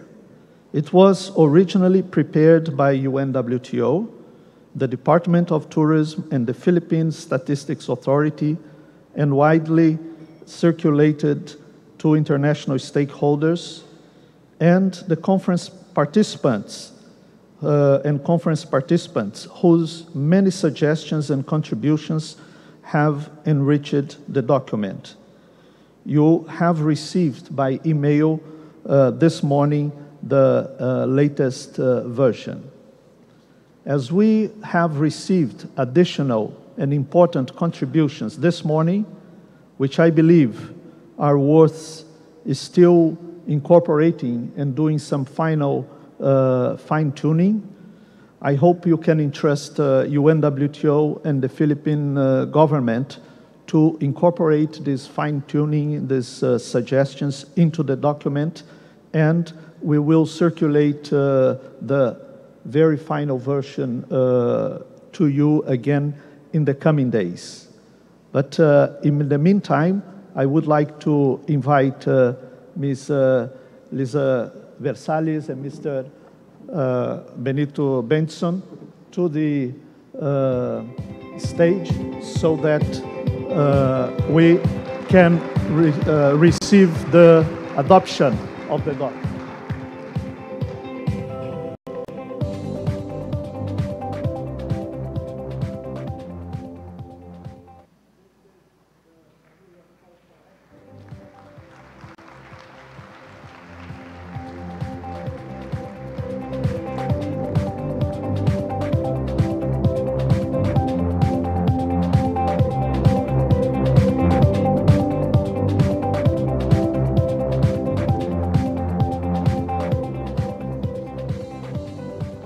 Thank you very much for adopting this very important document, a call for action on measuring sustainable tourism. I would like to inform you also that the Manila Call for Action, this document, will be presented by Secretary Wanda Teo at the UNWTO General Assembly that will take place in Chengdu, China, next September. It will also be an important contribution for the discussions of the conference on jobs and inclusive growth, partnerships for sustainable development, another official event of the International Year 2017, co-organized by UNWTO, the Government of Jamaica, and the World Bank Group next November, to which I invite you all to attend. I'm convinced that the Manila Call for Action will substantially contribute to the sustainable growth of our sector worldwide, and most importantly, help address the common challenge and policy imperatives of poverty eradication and climate change, among other issues important for all international community set forth in the 2030 Global Development Agenda to the benefit of the people and our planet. Dear friends, I would like to conclude by thanking again the government of the Philippines, thanking for all the support and generosity in which they have made us feel what we feel now. Feel so good about being here, working here, being with each other and meeting the Filipinos here. Thank you very much. I would also like to thank Ms. Lisa Bernales, head of the Philippines Statistics Authority, a great partner of UNWTO for the last 2 years and for the years to come. Thank you very much.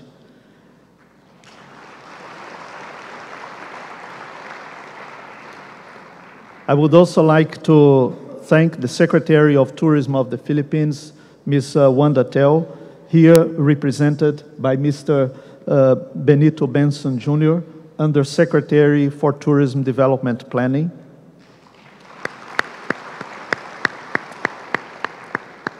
Of course, I have the pleasure of thanking our panelists and moderators who have done their best in preparing, delivering, and sharing their knowledge and views. Thank you very much, and please a round of applause to them.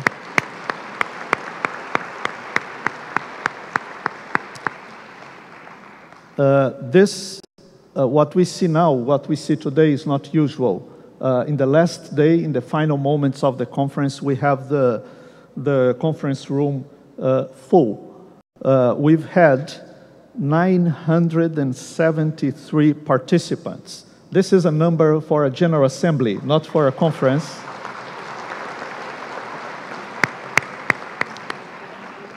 And these participants have come from 87 countries besides the Philippines, 88 countries. This is an unprecedented number. Congratulations and thank you very much. As this is an official event of the International Year 2017, I also want to thank all official sponsors and partners. You will see the video of the International Year shortly after we finish. Mr. Jara mentioned before, but I would also like to thank the interpreters who have been doing their best and their excellent work to follow all that has been said here and making sure that everything is precisely translated. Thank you very much.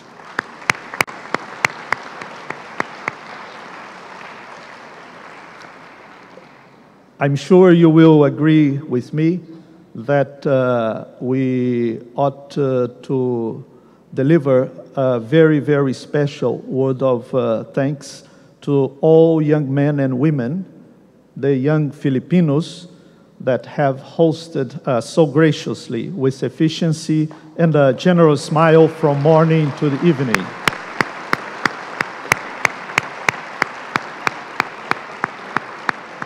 They've been there every day, every day. Thank you very much.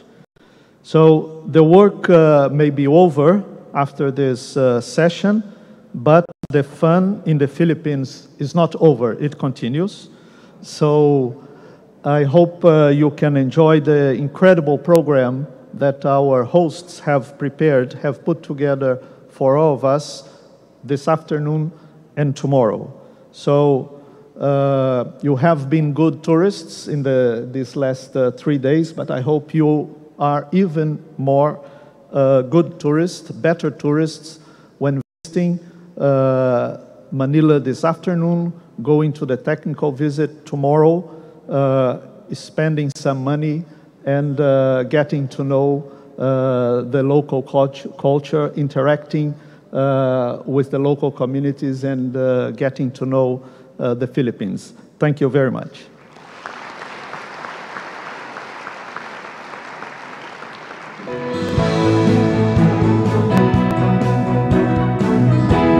very much, Mr. Benzon, Dr. Borsales, and Mr. Favela. And thank you to all the sponsors of the International Year on Sustainable Tourism for Development 2017.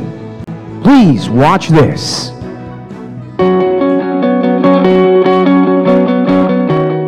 I believe sustainable tourism contributes directly to the job creation all over the world. We have a common challenge and a common responsibility, and that is to build a more sustainable future for our industry. El Año Internacional de Turismo Sostenible refuerza nuestra voluntad y nos invita a continuar en el camino para conseguir un mundo más equilibrado. El Año Internacional del Turismo supone un reto importantísimo, es pasar de las palabras a los hechos. Y generar este cambio a nivel global es algo que debemos hacer entre todos y de manera colaborativa. And this is the only way we can change the scale, making sustainable tourism a real and integrated approach and not only a niche activity. As an emirate that is growing, upcoming, and on its way to define its future, Ras Al Khaimah has accomplished great achievements to date. However, we still have a lot more to aspire to, and we owe to our people and our emirate to ensure that we continue to drive sustainable tourism. We believe IY 2017 will not only create a lasting positive impact on the world, but also demonstrate the collective resolve of the industry.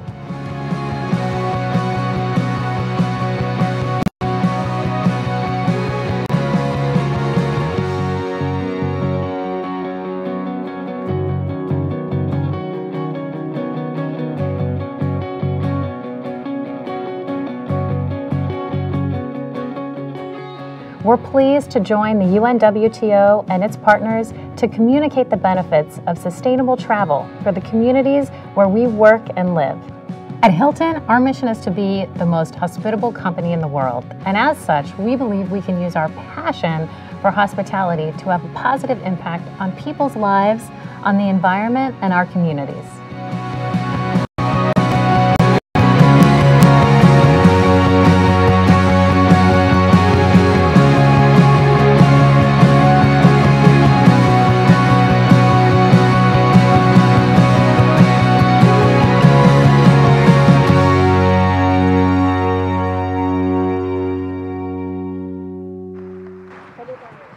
That concludes our 6th session. Just a few reminders for our technical tour to the walled city of Intramuros. Please remember that the tour is open to all foreign and local delegates. And please keep in mind the schedule. For those who will be joining the Intramuros tour today, the time of departure has been moved later on. Let me compliment the work of our good master of ceremonies and invite Mr. Benito Benson for his intervention.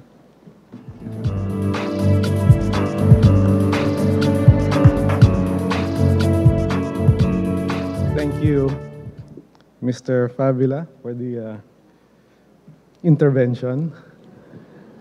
I will keep this short because I know that the only thing keeping you guys from lunch is my speech. But distinguished guests, ladies and gentlemen, we have come to the culmination of the 6th UNWTO International Conference on Tourism Statistics. On behalf of Tourism Secretary Wanda Teo, I would like to express our sincerest thanks to all the delegates for the active participation, the sustained interest over the past 2.5 days. We hope that you found all the sessions interesting, substantive, and relevant. And if you haven't done so, I hope that you will find time to check out the sites of Metro Manila, do some shopping, help the economy a little bit. We would also like to convey our sincerest appreciation to a most valued and ever reliable partner, the United Nations World Tourism Organization, for co-organizing this with the DOT. this event that has been truly remarkable. Our heartfelt thanks goes to the driving force between the organization, the Secretary General, Dr. Taleb Rifai, and I'd like to thank the entire team from the UNWTO for an excellent job in partnership with our own team from the Philippine Department of Tourism. We all aim to develop and push for a more sustainable tourism industry, one that contributes to economic and inclusive growth, one that advances our social agenda, and more importantly, one that protects our natural assets. We all aspire for an industry that concerns itself not only with counting heads or counting visitors, but also with creating employment opportunities and helping build communities. For sure, there will be challenges along the way, but through closer cooperation, we will find collective solutions. Through this international conference, we have heard from experts from multiple disciplines. We've heard their thoughts, their suggestions on how to develop and utilize a statistical framework for measuring sustainable tourism.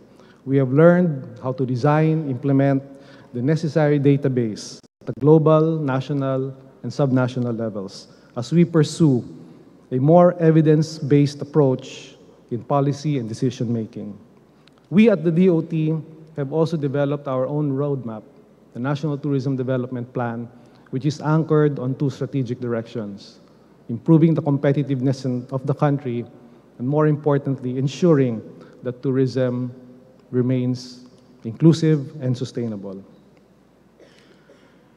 I also take this opportunity to express our appreciation, our delight to collaborate with the Philippine Statistics System and the UNWTO to be part of pilot countries for the MST. We are optimistic that with the UN Declaration of 2017 as the International Year of Sustainable Development, we can muster more support for our sustainable tourism development initiatives. Through a more holistic and integrated approach, we can move closer towards our shared goal of economic growth, social inclusiveness, resource efficiency, environmental protection, and mutual understanding.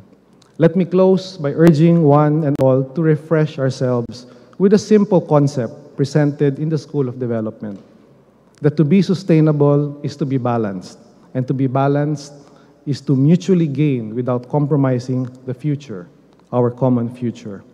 To all the conference delegates, the speakers, the moderators, the sponsors, once again, thank you for your attendance. Thank you for your active participation.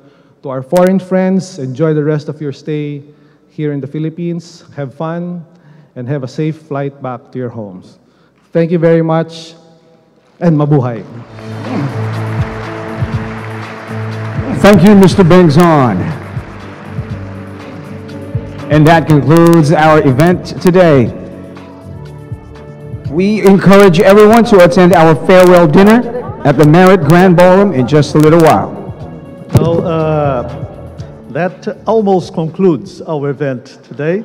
We have to listen to our fine friend and head of Philippine Statistical Authority, Ms. Lisa Bersales. Thank you very much. My statement would be very short. I would just like to echo our appreciation to the UNWTO for, being a great co-organizer with the government of the Philippines. I would like to say that this document, I embrace with my heart. This seems so technical, measuring sustainable tourism, but this represents the lives of the peoples of this planet. And we in this hall will greatly give positive impact when we are able to actualize this. So I give, as National Statistician of the Philippines, the commitment of the Philippine Statistical System to collaborate and be pilot for this statistical framework for measuring sustainable tourism. Thank you very much and good morning.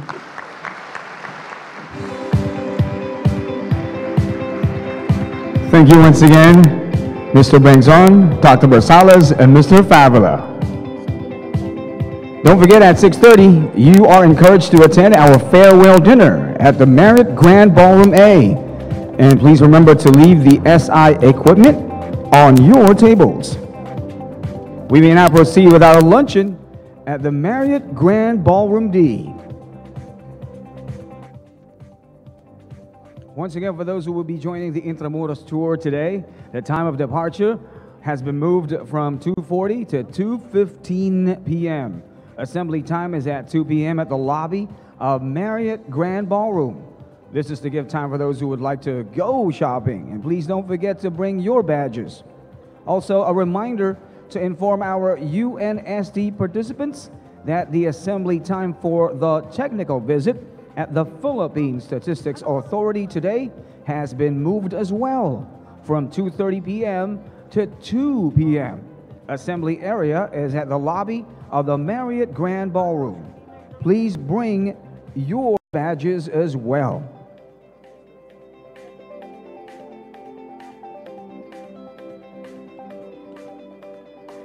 And for ease of transport, please accomplish the departure slips and make sure you submit it at the registration area. For delegates requiring a certificate of attendance, kindly claim them at the registration desk at 12:45. You may also claim flash drives with all the conference presentations at the registration desk after the lunch hour. Presentations are also available online at www.mstconference.org. Please use our official hashtag IY2017. That's official hashtag IY2017.